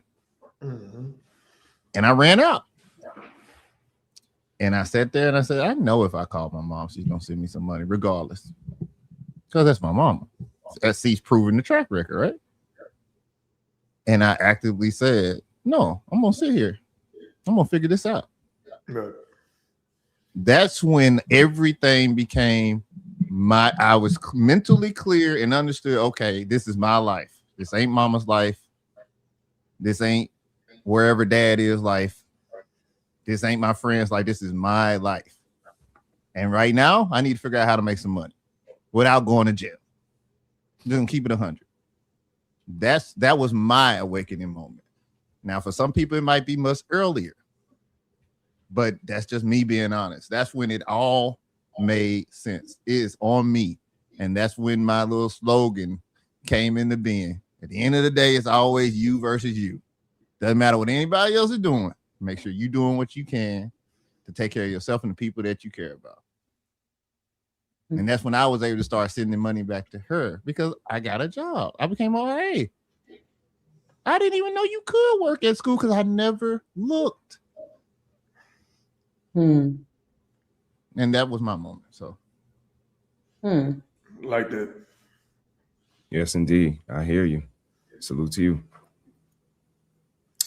So the next segment is they don't want to listen to y'all because they think that what y'all have to say is outdated. It doesn't fit the times. Y'all know what y'all talking about. Man. Let's listen to my clip. Yo, for real? Shit. All the OGs are dead or locked up. No, these young niggas don't want to listen. They gonna do what the fuck they want to do. They don't listen to them OGs. I'm talking about learning and soaking up game from OGs. Yeah. I can name a bunch of them right now, but I ain't gonna put their names out there. Mhm. But me, yeah, I was around, man. I was raised by OGs. So everything that I was doing, and I was getting locked up, nigga. That's why I learned. Don't no player get locked up from the OG. They have different plans. They don't care. They'll shoot your ass. Come here, men over 35. Let me holler at you. You know, I got a glimpse at why some of these young men don't respect older men, elders, recently. I was listening to a conversation, and basically an older gentleman was giving a younger man outdated advice. We have a duty to the younger men to do more than just grow old. We do need to understand why they do what they do, why they think the way they think, why they feel the way they feel, or at the very least, when they talk to us and ask us for advice, we need to be man enough and admit we don't know if that's the case and try to get to the bottom of the situation. But it's not 1970, it's not 1990, it's 2023. And as always, never lose the will to win, never lose the will to survive, and guide the youth in the right direction. So y'all don't know what y'all talking about because it's not, 1975. Y'all can't, That's subjective. It depends on what type of advice is being given. Now, I've had moments where that has applied, where some of my older uncles will tell me something. Nah, you can't. I see where you coming from, but that's not gonna work today. They ain't working like that. So it's subjective, but overall, I don't think that's the case. Let me finish the clip and then we can get in the conversation. Hey, don't listen to no old nigga that remind you of a young nigga. Any old nigga that be outside, I'm talking about late 40s. You know what I'm saying? You supposed to have a family, a wife, settle down, you know what I'm saying? You supposed to be waking up early, cutting the grass, starting projects, building stuff, laying concrete, just, you know what I'm saying? Building fences, just, old dude stuff. But if he one of these young niggas that like to be outside. First of all, is that old dude stuff? Wait a minute. I'm mad that he called out my whole weekend right now. Like, All of that stuff. Everything he said, I do. Everything. I just put some concrete on the concrete. Oh my goodness. I knew that shit had an age limit on. I thought it was just man shit. My OG too then. Nah, you got an age limit on it, and it's a beautiful thing to get to that age. I'm not gonna lie. Yeah. You know what? To do it. He's saying if you that age, this is what you do. Right. Right. That's what I'm saying. I mean, but I think the difference is looking forward to it. I look forward to all of that shit he named on there. But he not you know wrong. what I mean? Like, he wasn't wrong. When you get to that age, that is what you do. You got a family. You take care of the household. You keep the grass cut. You teach your son. That is what you do. He wasn't wrong. Because he started off by saying, if you see an old nigga that's acting like a young nigga or dressed like a young nigga, don't trust him. This is what you supposed to be. Yeah, you is supposed to be doing that. You ain't supposed to be wearing skinny jeans and you hear me? All that extra shit, these big Super Mario shoes, these kids wearing and shit. You know what I'm saying? Let's go. Yo, I got so excited when Ricky did that stream and told me what I need to put on my grass. Let's go. See, looking good. Looking good. Looking good. Yes. Okay, wait, we almost done. Hold on. Skinny jeans, trying to dress like a young nigga. Don't listen to him. He has no good advice for you. He still be like woman and woman, like out here trying to be a player. Don't listen to that nigga, man. You don't get to judge a 40-year-old when you're 20. Because when you get 40 and you're in a relationship you're unhappy with, and you look in the mirror and you see your skin start to wrinkle, and your money ain't where it wants to be, and you got children who you don't live with because your relationships have broken up. Once you go through life, then you can judge. But until then, keep your mouth closed. All right, guys. Outdated information. And can the YNs judge the OGs? That is the question. All right. First question. Do older men truly understand what young men are facing today? Or are they comparing trauma instead of translating wisdom? Do they really understand the young men today? So I guess we should have the OGs answer this question first. Do y'all really understand what the young men are going through today? Because you know what we hear, like when the men be talking about like finding a woman and stuff like that, and the young men be giving them pushback because they be like, "No, OG, the women ain't like how it was back then." Or no, it's not the dating market. It's not like how it was. You lucky to find your woman. What do y'all think about that? Do y'all understand where the young men are? Jeremy, you want to go first, or you want me to go first? I mean, I can go if you want. No. I don't claim to know what your struggle is, but I pay attention. Mm-hmm. I don't sit here and pretend like I understand what the dating market is like because I'm not dating.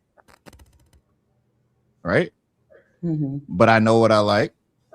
I know who I have, and I try to be as transparent as possible to people that I truly think that I have qualified as people who are going to listen. Right? Mm-hmm. There's conversation that me and Camden had that ain't nobody else gonna have.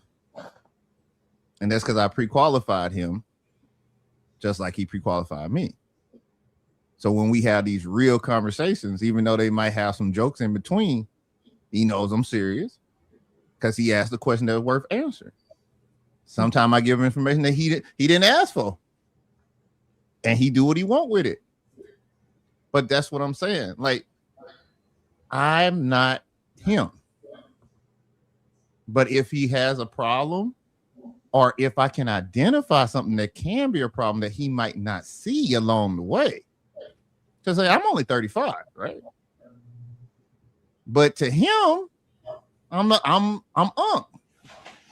So some of this stuff that I see that might happen, I'm not gonna straight up here and tell you, hey, no, you don't need to do that unless he asks. But I'll be like, hey, man, do what you want to do, but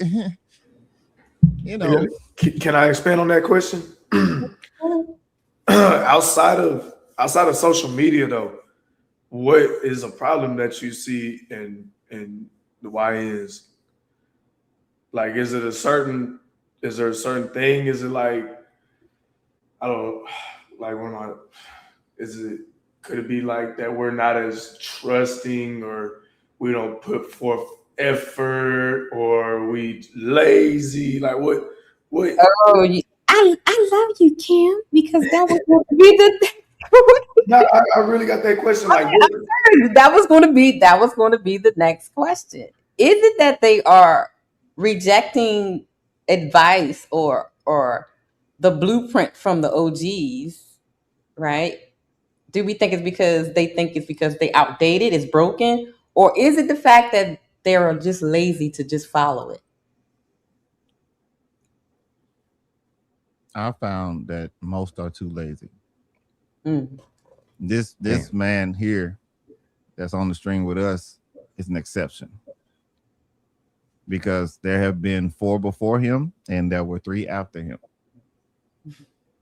And I'm not lying. So when I say that he qualified and he wanted to know answers, mm-hmm. and he took correction when needed sometimes, even though I try my best not to be his dad or nothing like that, because I'm not his dad, right? But he wanted the information. Right. And some just want a handout. He don't want no handout. Mm-hmm. If I could tell you how I met him and where he is right now, all y'all would be like, yeah, he got it. If I could sit down and tell you the tough decisions he made that most men my age and older would have just buckled and just stayed in that situation, but he made that decision and it turned out and worked out in his favor. Come on. And that's the thing. We have to find people that we can actually pour into and stop expecting to be Mr. Save Everybody. Some people don't want to be saved. Some people want a handout. Some people just want you to do it for them. And that's the difference. Now we can go into were they raised with their mama, whatever. But at the end of the day, like Ricky said, hey, that don't have nothing to do with me. I'm taking care of mine, and if you want my help, then I'm gonna tell you. But I'm not going to be stressed out if you don't do what I'm asking you to do. Right. Get them, Jeremy. Get them, young motherfuckers. So my answer is slightly different. I'm sorry, sis. You got something? Sorry, I was going to say what Jeremy was just saying. Is it the laziness or the sense of entitlement? Because I've noticed that the young people they feel entitled with it. I had a young man that was like, oh, answer. Yep. And they both encompass my answer. My answer is the lack of humility. But my overall answer is the game don't change. Players do. Not gonna lie. Game don't change though. This is how, again, they're being a little disingenuous and insensitive because some OGs got the game. And the game don't change. Think of Monopoly. Just Monopoly for my example. Monopoly got so many different ones. You got Lady Monopoly, New York Monopoly, New Orleans Monopoly, but the game don't change. You might get a little more or a little less for pass and go, and it might have one or two rules that are different, but it's still the same game.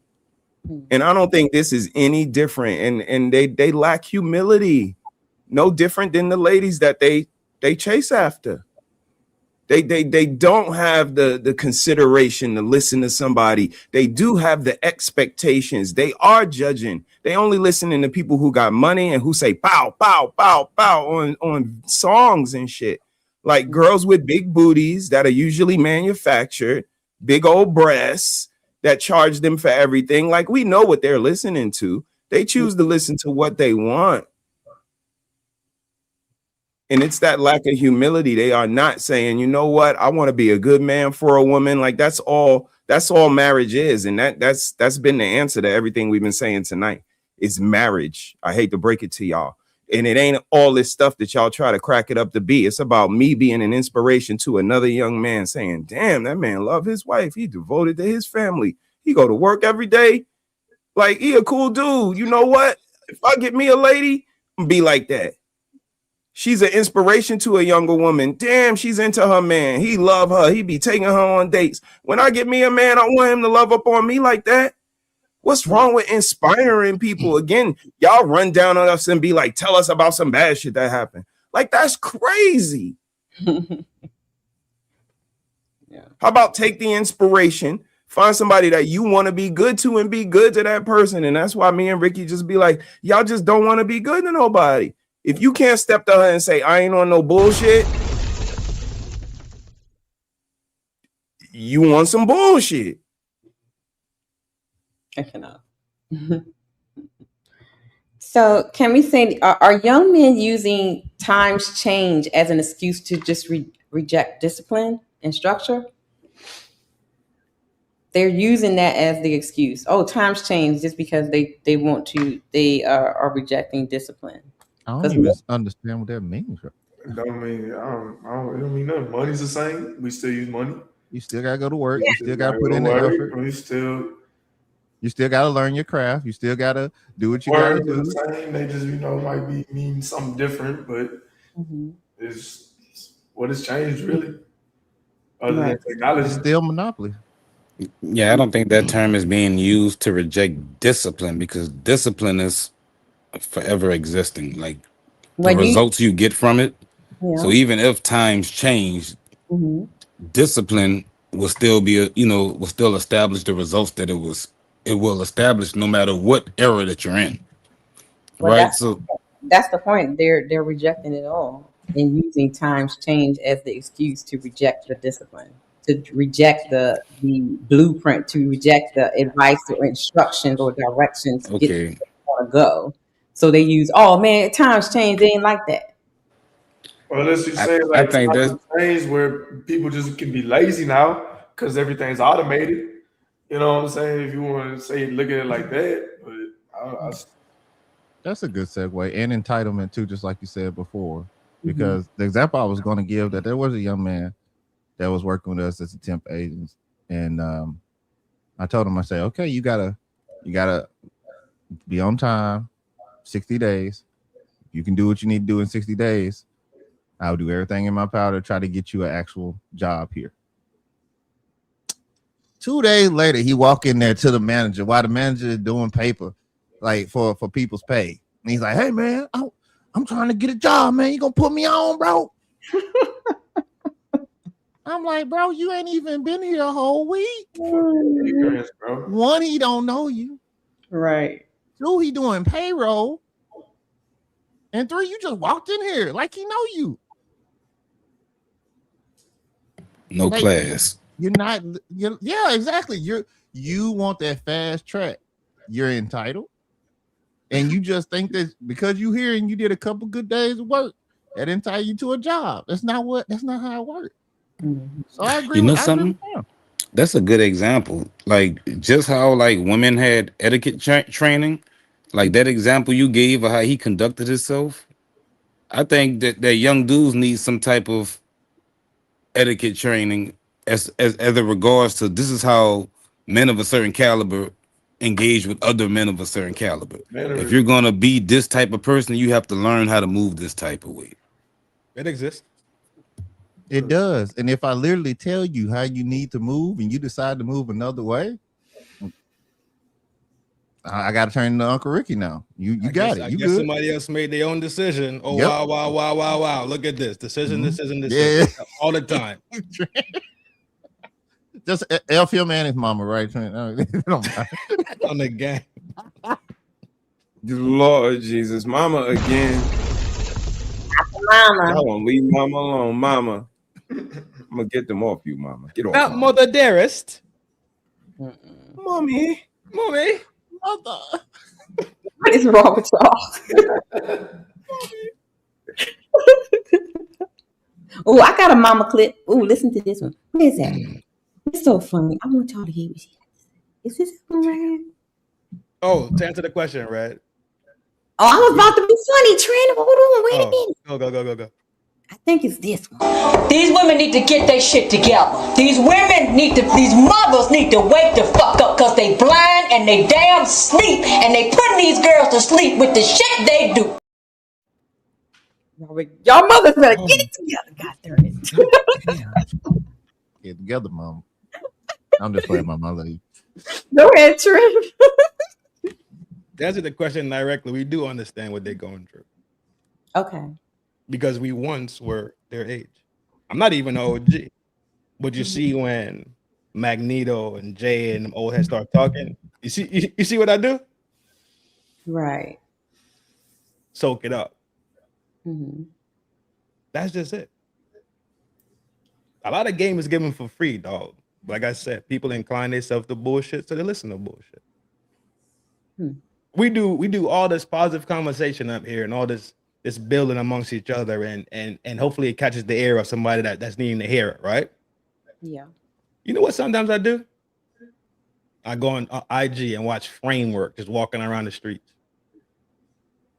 Because why? That's what I want to do at the time. I just want to watch fat shit walk down the street bubbling and jiggling. That's what I want to do. That's it. That's it. Oh man. I made a decision. I felt like watching some crazy shit. Cool enough. Mm-hmm. I watch people fight sometimes. Cool enough. But that's just what I do in the moment. Right. It's harmless. Yeah, you know what I'm saying? Mm-hmm. Everybody making decisions, bro. Everybody making decisions. Bro. When you want to hear, it's just like when, perfect example. You live a life of sin 10 years. Cops catch up with you. Lord, I promise I ain't gonna do it again. You ain't said Lord, God, Father in decades. Right. But for some reason now you know God, and God's supposed to know you. Come on with the game, dog. It don't work like that. God busy, you heard? Mm-hmm. Okay.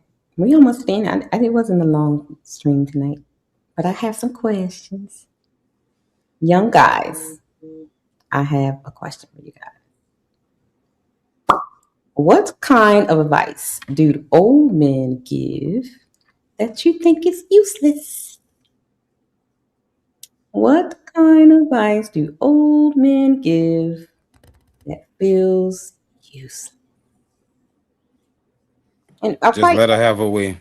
everybody can answer that. Just let her have her way. Why do you think that's useless? Because you're not fixing the issue. You're not creating anything positive to pass down. You're not living in peace. You're constantly frustrated. You're uncomfortable. Right? And then you pass that behavior down and those traits down, whether you have a daughter or a son, and it just continues the cycle that's frustrating you that you've learned to cope with and accept. Right? That's one of the things, because I feel like we wouldn't have gotten to this point if not for some of that bad advice. Right? Some of that bad advice. Mm-hmm. That was a good one. All right, Kim. What advice you think is useless? When I hear it, I know it. When I hear it, I know it. Let's go, Cam. Off the top, I can't really think of anything right now. I don't know. My mind's going blank. Drawing blanks. Oh wait, hold on, y'all.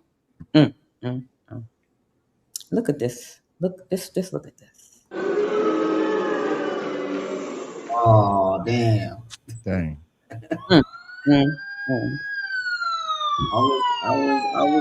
I was asleep, man. I was up for like 20, 30 hours or something like that. And I had to take a nap. Yeah, get some rest, bro. Get some rest. Hey, you excused for right now. Shout out to CEO in the house.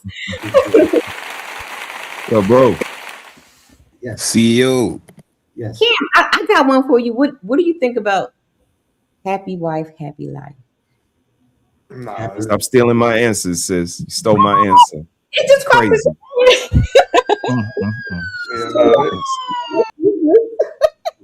What do I think of that? No, I was talking to Kim. Oh. You last. Go. Nah, it's got to be. You can't just give up that easy, especially in a relationship. You can't show that weakness. It's not gonna be perfect. It's gonna be back and forth, and that's why you find middle ground. You know, you can't just. Nah, I don't agree with that. Trent, what kind of advice do older men give that feels useless? That's a hard one. I don't think the older men that I talk to give useless advice, to be honest. Yeah, that's how I feel too. Yeah, they don't give useless advice. Mm-hmm. It might not apply directly today, but it's gonna apply sometime. Just like I keep telling you, my granny words keep spinning in my head sometimes. She told me that when I was a youth. She ain't telling me that yesterday. Right. You know? All right. Jeremy. At some point, you got to stop trying and just be okay with where you at. Why is that useless? It's not true. Mm-hmm. It's simply not true. And I heard that in the military. So it's like, no, that's not true. What I'm learning right now is that the beautiful thing about life, honestly, married life, single life, whatever, is that there's always opportunity to put something in motion, but you have to be willing to have a plan and stick to it. That's it. There is no mystical thing about being successful. It's get a plan, stick to it. Oh, that part didn't work. Adjust. Get back on the plan. Not throw the plan away. Adjust the plan. Yeah, stay consistent. If you need to get a degree, you haven't went to college and you need a degree to get a next level to the job, then you figure out how to get that degree. Whether that be community college, whether that be online, you can get a bachelor's degree online now. Do you even need that? Do you need a certification for Google? Figure it out, but keep moving forward. And I'm not just talking. I'm actually doing this. I'm trying to do something else myself. You make the plan and you keep going. The only time that you can't is when you stop. And when you stop, you lose the momentum. So now you're holding the weight of expectation and the fear of failure uphill. Good luck with that. Yeah. That's one thing. Okay. Well said, bro. Well said. Bars. Your turn, brother. Yeah, it's I'll piggyback off you. It's the happy wife, happy life. Only because they didn't give the context that's just a byproduct of a happy house. Mm-hmm. You know what I mean? And not having that context, a lot of men were led astray. Mm. So that was just something that never, registered with me. I'm like, nah, that just don't sit right. But again, respectfully, I just kept it, you know what I mean? Tucked it away. And I know that I was going to kind of steer my ship in a slightly different way. But, that was the one thing. Okay, latecomer, CEO. What kind of advice do older men give that feels useless? I don't think any is useless, right? Mm-hmm. I think what happens is the younger men haven't gone through it and they couldn't apply it through anything they experienced yet, right? Like the brother here said, he's hanging on to words that his grandmother told him Mm-hmm. he was a kid. He probably didn't understand it until he went through it and was like, that's what she meant by that. Even now, my brother, he just turned 17, right? And he's telling me stuff that he said, yo, bro, you was right. I said, what you talking about? Yo, remember when you told me at 12, He's like, oh, yeah. He said, yeah, you were right about that. I'm starting to see it now. And so I don't think none of the advice is useless. They just got to listen and wait for the applause. Okay. So my next question is, what advice from your generation that still works today? What advice from your generation still works today? Time reveals all. Yeah, that's a good one. Take a look. It's in a book. Reading Rainbow. Yes, indeed. God damn. Shout out to the Reading Rainbow. That was good. When somebody show you who they really are, believe them. That's a Maya good Angelou. Good job, brother. Okay. Trent? Yes, indeed. Don't never envy nobody because you never know what they did together. That's a real good. Ooh, that's good. What advice from your generation that still works? Oh, you 25. What advice you got? Let me stop. Yeah, that's not a good one. Nothing applied just yet. We're gonna figure it out though. It's gonna be something for the next generation. Right. We'll figure it out though. His generation is YOLO. Nah, she Can I adjust the question for him? Red? Go ahead. All right. Let's ask this question then. What is something that you now know that works? Okay, that's good.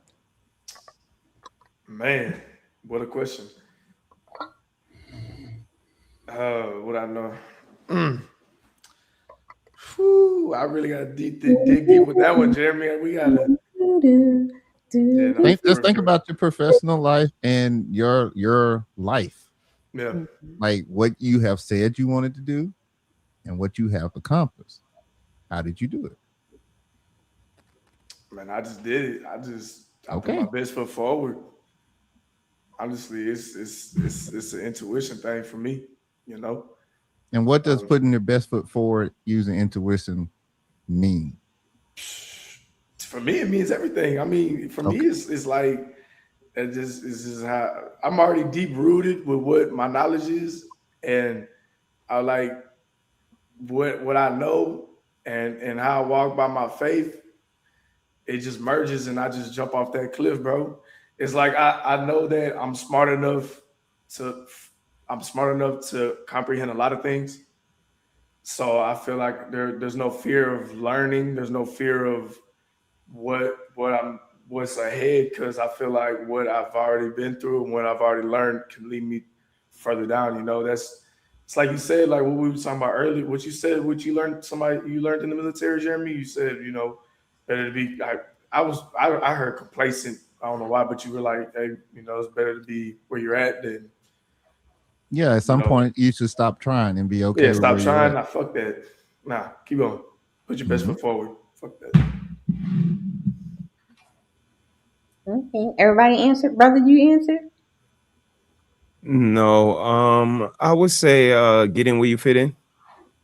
Kind of like a play your position type of thing they used to say. And it's just it encompasses a lot that you kind of examine the situation, you seen where you would be beneficial at, and then jump in there and do your part and don't slack. You know what I mean? Like play your position so that nobody else has to worry. Like, what are we gonna get from him tonight? We know he's gonna do his job because he knows his position or he knows his assignment, whatever the young people are saying nowadays. But get in where you fit in would be mine. Let me add to that though. He said so. The way I look at work tonight, right? I have on the pod with y'all, which I appreciate it. I appreciate y'all having me. We've been talking about us as a collective, right? Us in the panel, we probably have a lot in common as far as our morals and values and stuff. And when we were talking about the internet, social media, how it affects my generation, I look at what y'all have right here, and what I think the plan is growth. And growth comes with finding those that have the similar mindset, right? And not only finding those people, but also spreading that same message to those that are lost too. That's why the podcast game is so big and where it is. Everybody's on the internet right now.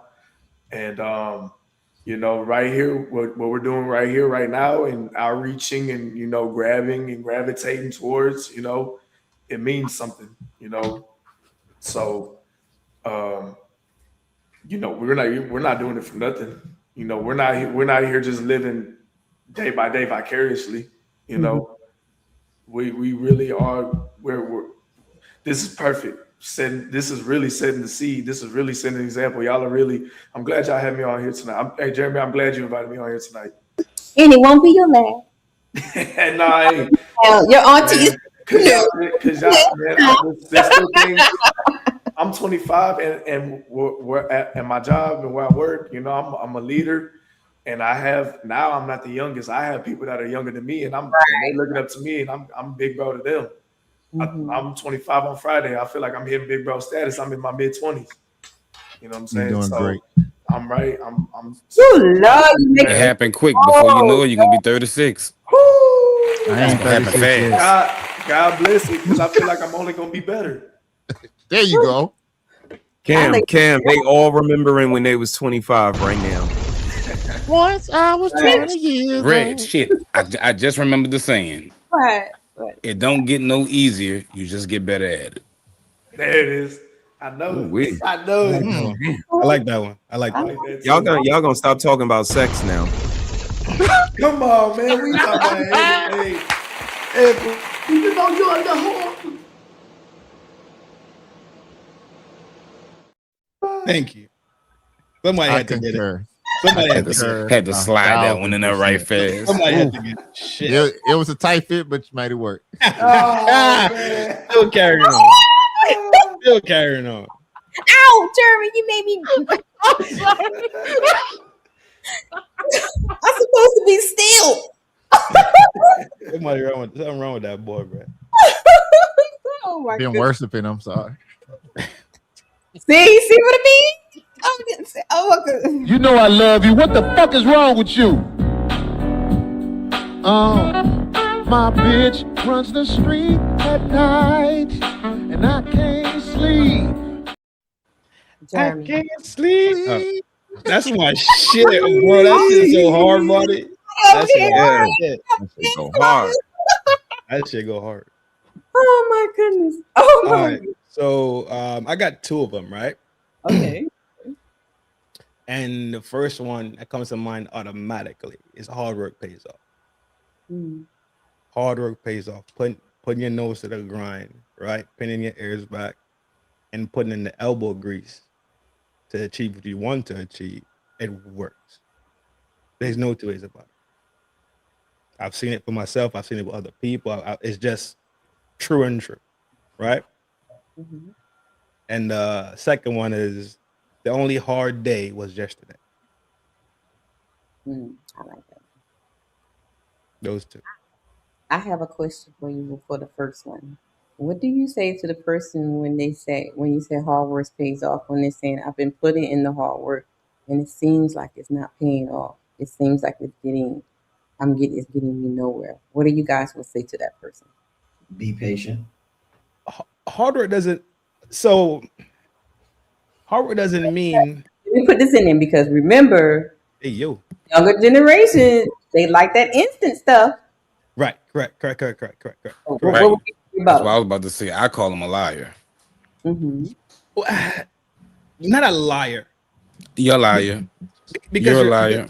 Because remember, on this road of hard work and journeying, you're supposed to be learning at the same time. So what Jeremy alluded to earlier on was the pivot and the adjustment, right?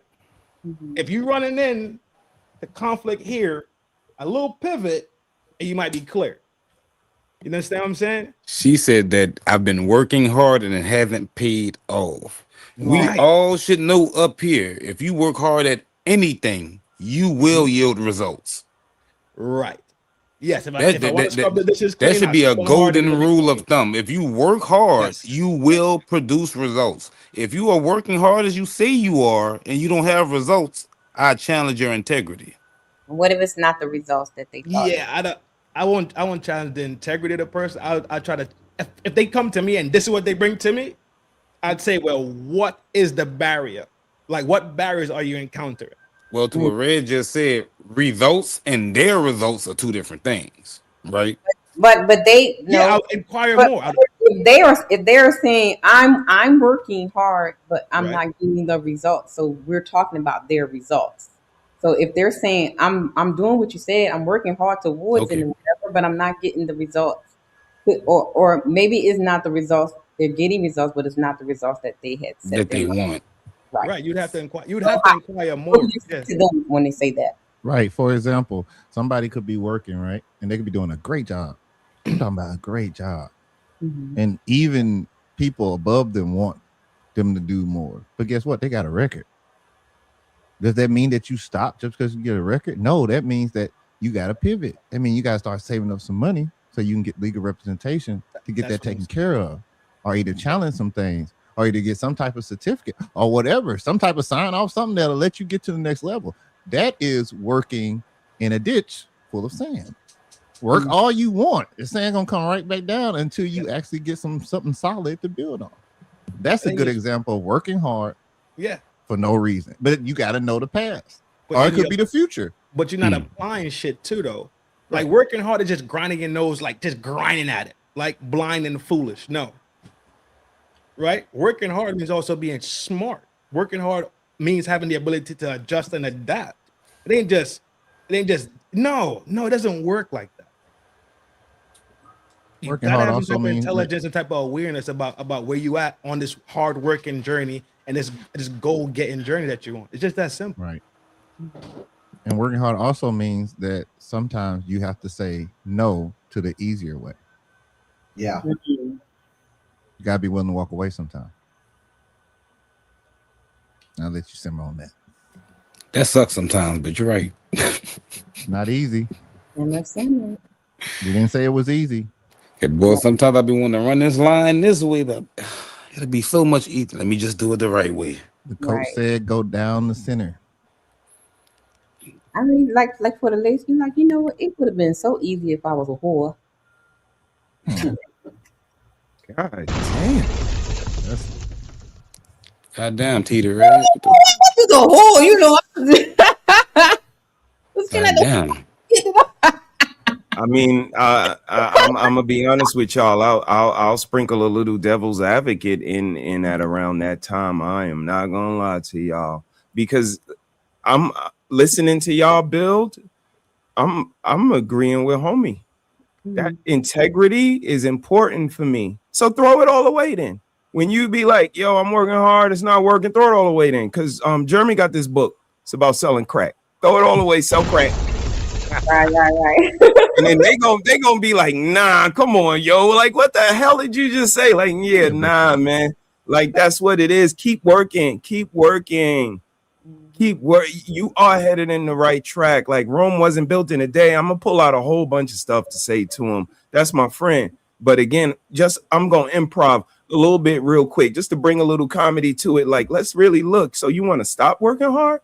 You want to stop doing the right thing? And what's the alternative? We doing negative now?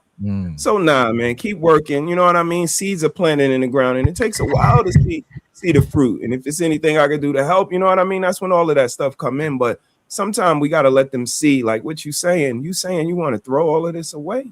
Because we don't want to do that, man. We want to keep on building. We want to keep on being positive. And it might take a little longer than the way the demons do it. But that's why they demons. You know what I mean? They're gonna run the earth. We got to bow down to our. I think that's something that my our generation king. struggles with too. Is a simple bump on the road, and we so quick to quit. Facts. You know what I mean? Facts. So quick to quit. Like, hey, Facts. like you were talking about the results. You got to look at failure like a great result, because failure gonna teach you something. America wasn't built in a day. You know what I'm saying? So They look at L's like losses, right? Yeah. Instead of looking at them as lessons. As If lessons, you take there an you go. L is a lesson, not a loss. There's a gem inside of the loss that you're supposed to take with you along the journey, so you don't end up back in that same spot. Like, all you got to do is think about the L's everybody took building America. Look at what we have today. What did it take to get here? Nobody got that. Everybody failed. Whether it have been the Italians, the Irish, the French, the native, everybody failed. All of them. It wasn't a cakewalk. Well, not everybody, but Nah, they failed too. They got their I'm asses just playing. kicked. I'm just playing. They got their asses Jeremy. kicked. They just wrote history different. They got their asses whipped. Here we go. This is not witching hours, Jeremy. You know. Okay. I'm sorry. Damn. But everybody stumbled along their journeys. Like in the billionaires tell you that the most. You know, so like he just piggyback on top of what I said. If somebody says that to me, I'm gonna have to interrogate you first. What do you mean you're working hard and you're not getting any results? We gonna have to dig into that. Right. You know, I'm sorry. Go ahead, homie. I'm sorry. No. Go ahead, brother. I was gonna say, now there's a difference between working hard and working smart. Mm-hmm. Get ready, y'all. Time for another work story, because that's all I do is work and come home, take care of my yard and my kids. So there was this older guy that worked with me, and I was young, bright, bushy-eyed, and all that good stuff, and I'm gonna make this place a better place. So I'm doing everything, staying late, all that stupid stuff you're really not supposed to do, but you do because why? You get the stripes, right? And he came up to me and said, Jeremy, you're doing a great job. I've been here for about 30 years. But everything you're doing, they don't give a fuck about. They do not care. It's not going to help you at all. And you know what I did? I cussed him back out. I was mad at him. Oh, I went to town on him. Because I was in charge of him at the time. Oh, yeah. But you know what? 5 years later, he was right. So I had to learn how to work smart and not hard. Hard gets you noticed, but working smart actually gets you the promotion. So at a certain point, yes, you keep working. Yes, keep working, but figure out, how am I going to turn this sweat equity into something else? Right. Because your body, your body cannot take that forever. As men, we need to start taking some notes and start figuring out, okay, how do we multiply our efforts? We're strong. We're capable. We can come and we can do this heavy labor. We can do this all day long and be proud about it too. What Ricky said yesterday on the stream, we always have to have something to do, but it don't mean you got to be doing it for everybody else. Your kingdom is your home. Be able to take care of it when you retire. So work smarter. Hey, Jeremy, did you call him back and apologize to him? Nope. God damn. Shit. Let that shit hang where it bang Nope. at, bro. Fuck Ain't it. no That was business. 5 years ago. Jeremy. That man done retired and went on somewhere. We good. Jeremy. Yeah. Yo, fuck him, G. Yeah. Got him and his mama. I know. And his mama. Sure. Here we go. Here we go. What that man mama did, bro? King did not one thing. Nice lady. All he tried to Nice do was lady. stay you the trouble. Look like you doing, Yeah. bro. Look how you doing. You're a nice lady. Hey. Lord Jesus. Not me, mums.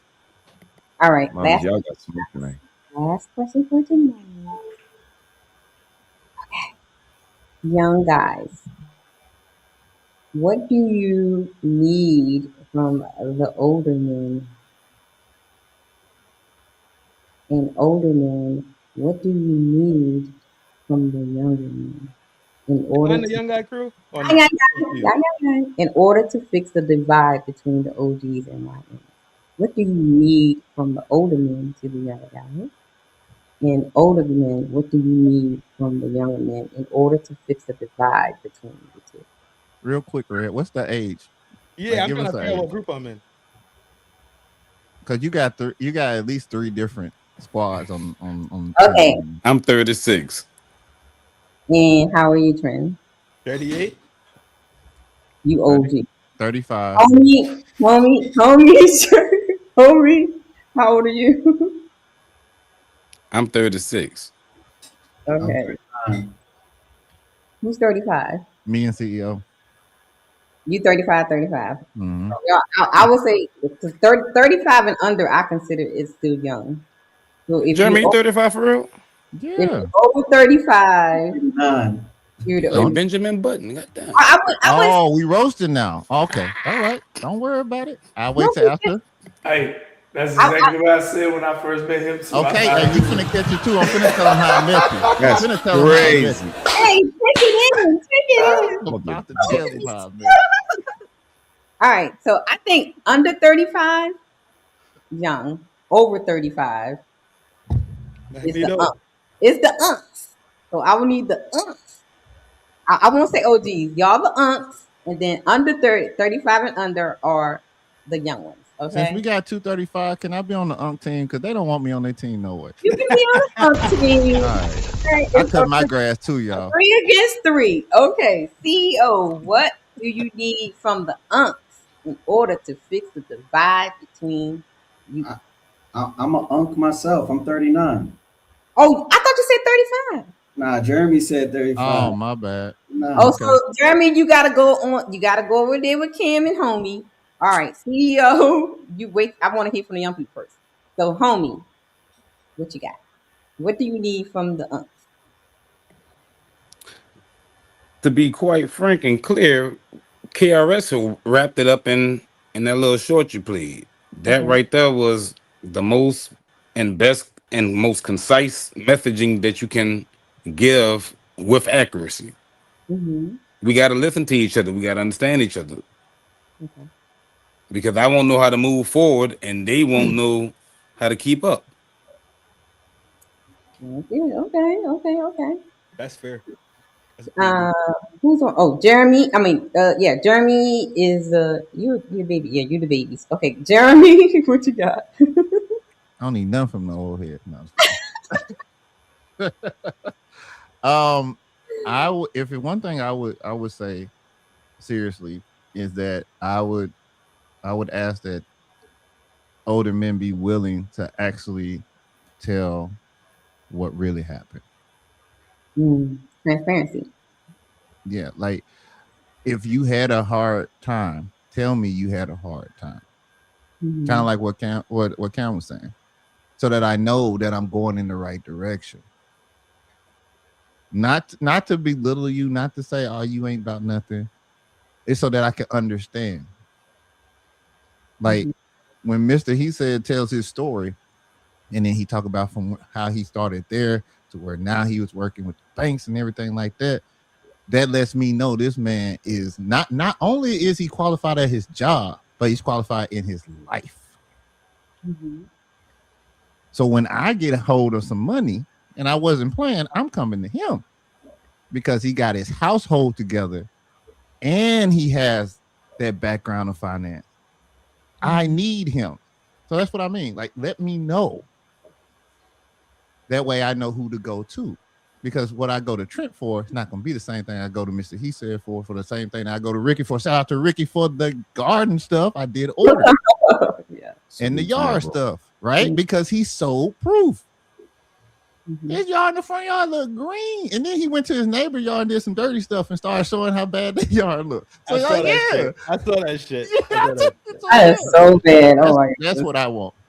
I want transparency too. I want to know your story, not so that I can judge you, but so that I can understand how can I utilize your wisdom. You accumulated for a reason. But if I don't need apples and I need an orange, and your oranges are your fruit of your labor, and you're the person I need to talk to. Okay. Cam, what do you need from the Yeah, transparency, 100%. Keep it real, man. Keep it funky all the way, 100%. Don't sugarcoat shit. Whether that be your story or don't sugarcoat what you feel about me. I mean, I take constructive criticism. You know, I'm still young. You know, like I said, I can tell somebody's just really hating on me, or somebody really feels like they really want to guide me down the right path, and they want to share something with me that they really feel like I can connect to. So yeah, just keep it 1,000 always. Okay. All right, unks, y'all up. Trent, what do you need from the young ones? Relationship better. I need them to be better students, so then we shall appear. When they decide they want to help themselves, guarantee you show up to help them. Gotcha. Okay. CEO, what do you need from the young ones? I would say listen for understanding and be able to take the constructive criticism without seeing it as somebody hating on you, right? And just wait and see. You know what I'm saying? Because nothing teaches like experience. Just wait and see. Patience. Okay. All right, brother. What do you need from the young? Just consideration. Consideration. At the end of the day, we brothers. We got the same destination in our GPS. We might not take the same routes, but the destination to be good men, to be good brothers, to be good fathers, to be good husbands, boyfriends, cousins, so on and so forth.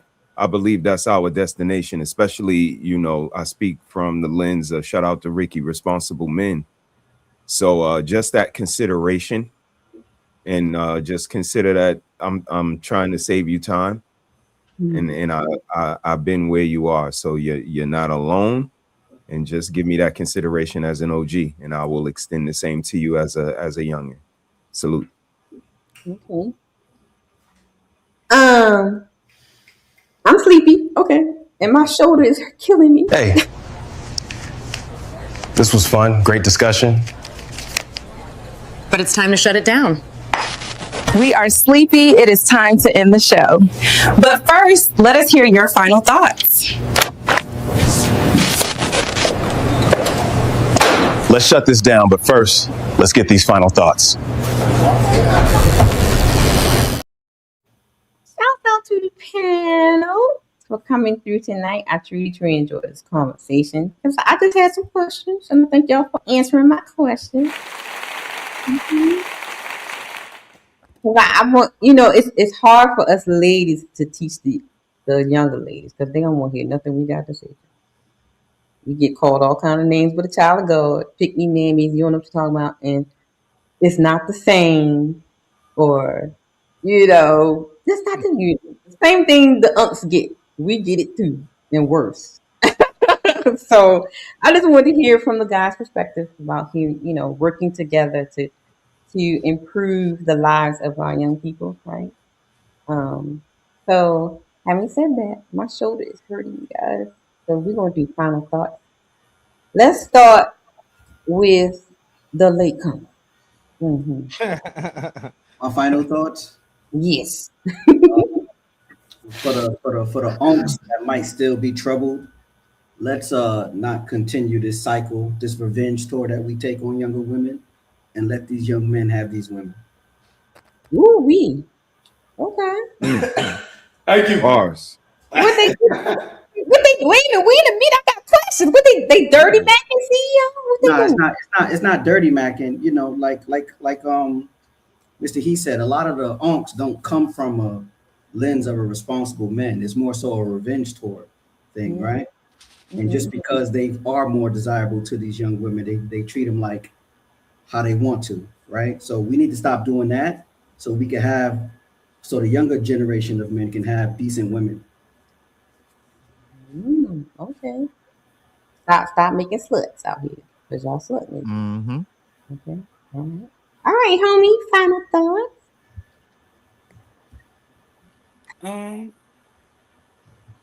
Good show overall. Really good topics. There was a couple of more of them slides you went through I wanted to hone in on, but we'll get to it when we get to it, You could have But talked all you wanted to, homie. I ain't stopping you. well, no, when you was thumbing through them in the very beginning, you was going so fast. Oh, I'm My sorry. thoughts was racing. I didn't know which one I wanted to, snipe in on. But I write it nah, down. You gotta write it down. I do got to get in the habit of doing it. Yes. I take that tip. So I ain't got much. I'm gonna leave it right there. I appreciate the advice from Mr. He said. I appreciate Jeremy. Cam, nice meeting you, little brother. My dog Trent CEO. Y'all know what it is, bro. Are you ready? Cam, don't ask. Don't ask. Don't ask. Oh my God. Don't just leave it alone, man. All right, Red Fatty gonna wake up again cranky. You know I love you, right? All right, Trent. What's some final thoughts? Yeah, appreciate you having me as usual. You know, it's a love thing from here to there. We're always cleaning all this fair. It was a good conversation though, especially when Jeremy brought Cam. Nice to meet you, Big G. Likewise. Oh, Brought yeah, us, we get the direct perspective, right, from our reflection, from our youthful reflections, right. At the end of the day, we can't act like Cam ain't us and we not Cam. Right. He is us. Mm-hmm. He's us at a different time though, right? So Jeremy put his stamp on it and said that Cam is above board with his behavior. So to you, Cam, carry on that same page, G, right? Appreciate it. For sure. The only hard day was yesterday. Remember that. Everything else in front of you is easier. As usual, it's a bunch of wisdom, especially you got Magneto, you got Jeremy, you got Al, you got CEO talking. It's always a good time. You always host a good panel. I had a good time. Thank you once again. Who is Homie said he had his son cleaning in the back. Oh, they were. Oh, no, that's him. That was the come up with all that noise. I put you on this video. That's me. That's my daughter. That's my baby. She in there cooking. Oh, I thought okay. I thought that was CEO with somebody. Kirby, final thoughts. Hey, y'all, at the end of the day, it's always you versus you. It doesn't matter what anybody else is doing. Make sure you are doing what you need to do to make your life better for yourself and for the people around you. Shout out to Cam again for showing up. I really appreciate you, brother. Happy birthday to you on Friday. We're gonna take care of you. Don't even worry about that. Red, fantastic show as always. Best show put together for good conversation. And for everybody else on the panel, Trent, CEO, homie, brother, he said, enjoyed it and can't wait to do it again. All right, y'all. Thanks for having me. And last but not least, our birthday young man. Final thoughts.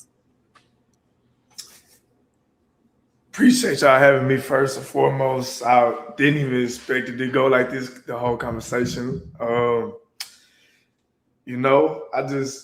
thankful. I'm thankful for all the guidance I had. I'm here to learn every day. I hope I continue to keep talking with y'all, have more conversations, get to know y'all a little bit more.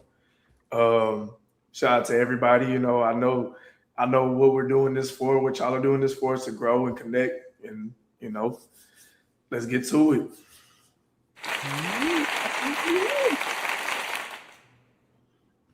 right. It's time for me and brother to have our brother and sister chat. See y'all later. It's time for the super chats. Hey, brother. Good work, sis. Good work. Lord have mercy. I want Yeah, all get some kinds of rest. sets and stuff. What's the pain pills called? What they call them? Tylenol? Hydrocortisone. Motrin? No, not hydrocortisone. Motrin? What's whatever the thing?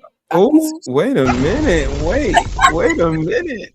Wait a minute. Not the My oxy. shoulder and neck is hurting so bad. I don't know what I did to it. It's hurting so bad. Yeah, And get like some rest. Make sure you get some rest. and my fingers are freezing. Make sure you get some rest. Put your feet up. I have to do something. Lord have mercy. All right, let's get you to zero. It's been fussing a lot. Yeah. Shout out to brothers for getting 1 minute. Salute. Shout out to Trent for gifting 1 Big minute. money man. Big money man. Big thing going, you know. And Jeremy came through and gifted 5 memberships. Thank you, Yeah, Jeremy. man. It all starts with you. It all starts with you. And a shout out to Trent. He came back again with a $5 You. Thank you guys for contributing to the show. This was a good show. I just had some questions because I always see like the divide on these panels and things when you can see the difference between the unks and the young people, how much they push back and stuff. Because even like when you be having conversations and stuff, I see the the pushback and things like that, and I just found it interesting. I just wanted to pick y'all brain to see how. I mean, I come off a little unique. It might be the atmosphere I'm in at the time, but tonight, you know what I mean, Cam was very obliging, very polite, very gentlemanlike, and the fellas were obliging as well. So, you know what I mean, everybody pretty much stayed in accordance, and I think that's the difference. We see a lot of discourse. We see a lot.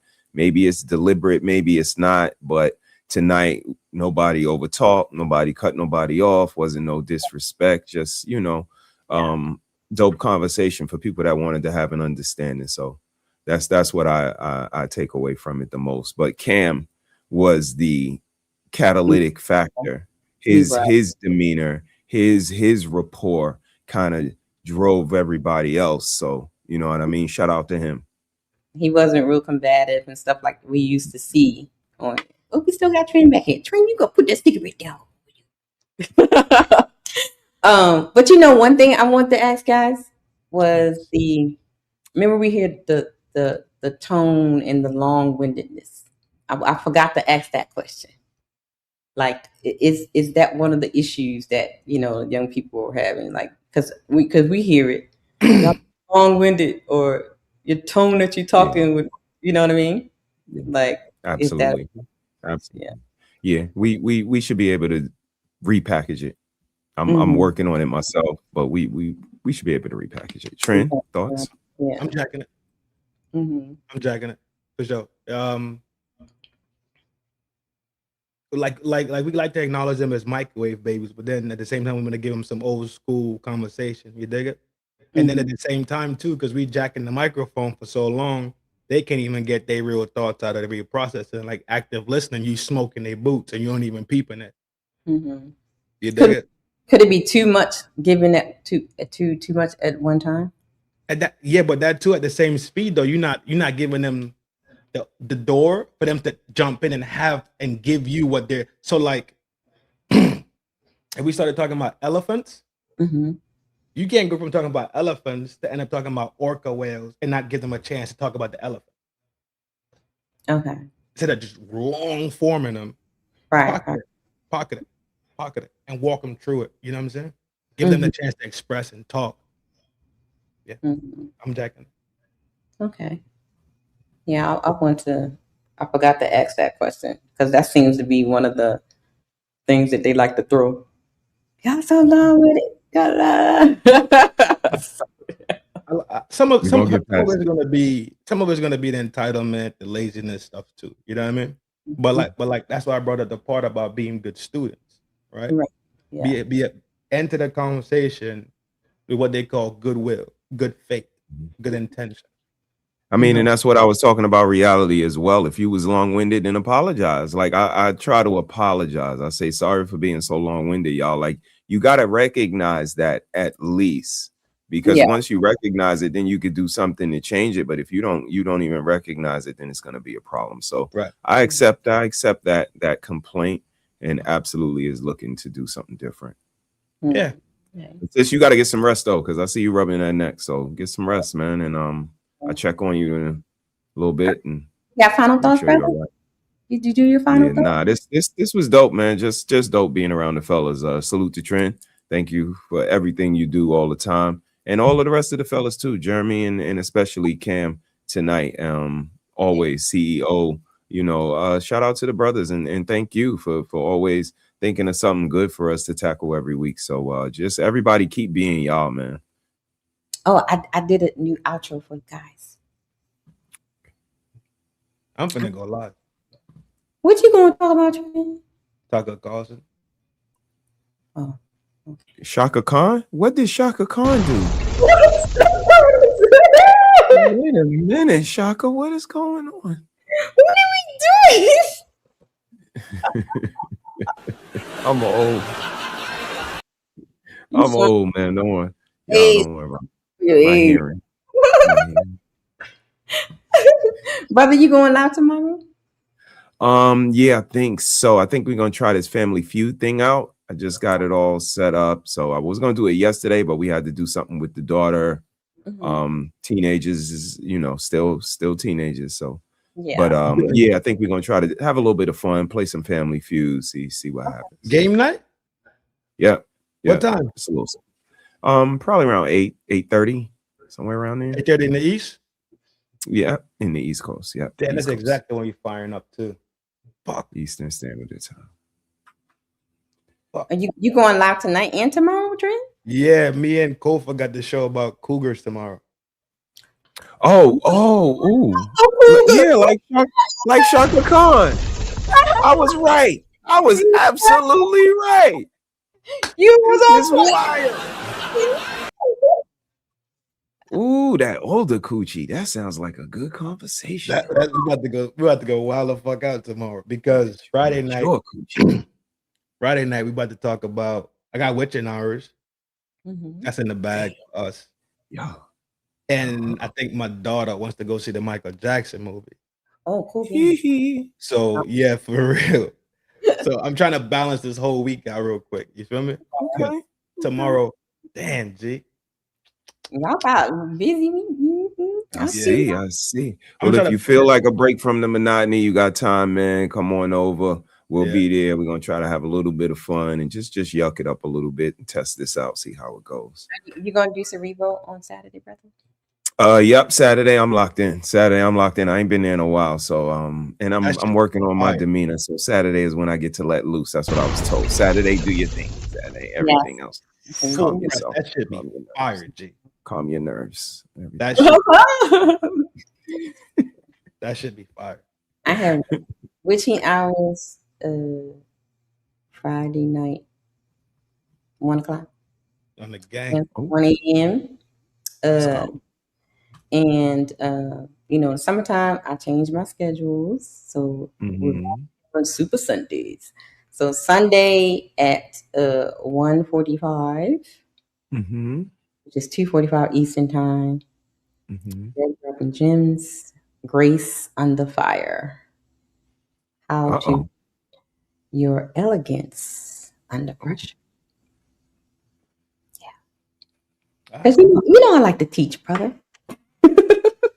You do, yo. I saw that side of you when you closed out Autism Month. You closed it out that way. I think I talked about you for like days after that. I've been talking to my doctor. When I went to go see my doctor, I was like, yo, G, I just witnessed the most incredible fucking shit ever. Thank you. I just sat there and I just sponged and realized that the correlation between autism and those parenting skills that y'all implement. Imagine implementing those with a kid that's not having these barriers. Yep. She said that through the whole stream. This information is for children. Dog. Yep. Dog. I'm sitting here like, I want to go back in time right now and raise my daughter different. I swear it down the whole time. Yep. I feel it. That's it, bro. That's it. Good job. Yep. Good job, sis. Yeah. Good job. Yeah. I like it. Well, I guess I'll see you in the chat if you go live, Trend. And Yeah, I deplugged it. Yeah, I'm about to go. I gotta find a heating pad or something to put on my shoulder. Child, it's hurting. So I redid the outro for the guys. I did a little revamping of the song. So I hope y'all like it. And Salute to the chat. Thank y'all for coming through. What's my slogan? I forgot. Pay attention to your Yeah. Pay attention to your circle. Pay attention to your circle before they hurt you. Envy disguises itself as a friend. Let them talk because they talk on themselves, and the more they talk, the more they lie. The more they talk. Y'all have a good evening, and don't forget to go back and hit the comments and tell me what you think about the show. You know, the unks, YNs, all that other good stuff. And see y'all later. Bye. Yeah. It's deeper than the surface, deeper than the grind. I just wanna know what's on a real man's mind. Let's build something sacred. I ain't trying to guess you, stress you, or finesse you. I just wanna bless you, see what's really in your mental. Not the armor or the mask that you wrestle, but that inner voice that whispers. When it's gentle, got my ears wide, heart open, no shade, no judgment in this room. You can lay your pain. Tell me what it's like to carry all that weight. Be the rock, the leader, but still feel the strain. Talk to me, king, I ain't here to fix, just here to feel, soaking every bit. You ain't gotta rhyme it or keep it slick. I'm listening deep, I wanna hear what ticks. Blueprint to a man starts by listening. Let him speak truth, no fear, no imprisoning. Open space, real talk, I'm just vibing in. Trying to know the heart that beats beneath the skin, yeah. I just wanna know your mind. Every corner, every climb. You ain't gotta hide behind, just let it go, take your time. Tell me about your father or the lack of his touch. Did that teach you silence or teach you to clutch? What do you dream when the world ain't tough? What do you need when strong ain't enough? Where's the joy that you bury in the grind? What fears dance in the back of your mind? Who taught you love? Who taught you war? What's the wound you still trying to ignore? Yeah, you ain't soft for expressing what's inside. That's king energy, that's real pride. I ain't scared of your tears or your cries. I'm here to witness, not just blueprint to a man's thoughts. Starts by listening, not by pushing, pressing, or conditioning. This space sacred, this bond glistening. Truth in your tone I find, strength in it, yeah. I just wanna know your soul, not just what you control. This ain't no casual stroll, I'm here for the whole, yeah, the whole. No interruptions, no, should've said. Just say it raw, say it how it's in your head. You ain't gotta bleed, just speak your thread. I hold the story, every word you said. So when you ready, I'm still here. A woman with ears that don't just hear. I build temples with your truth, cause knowing you, that's the proof. Blueprint to a man's thoughts. Starts by listening.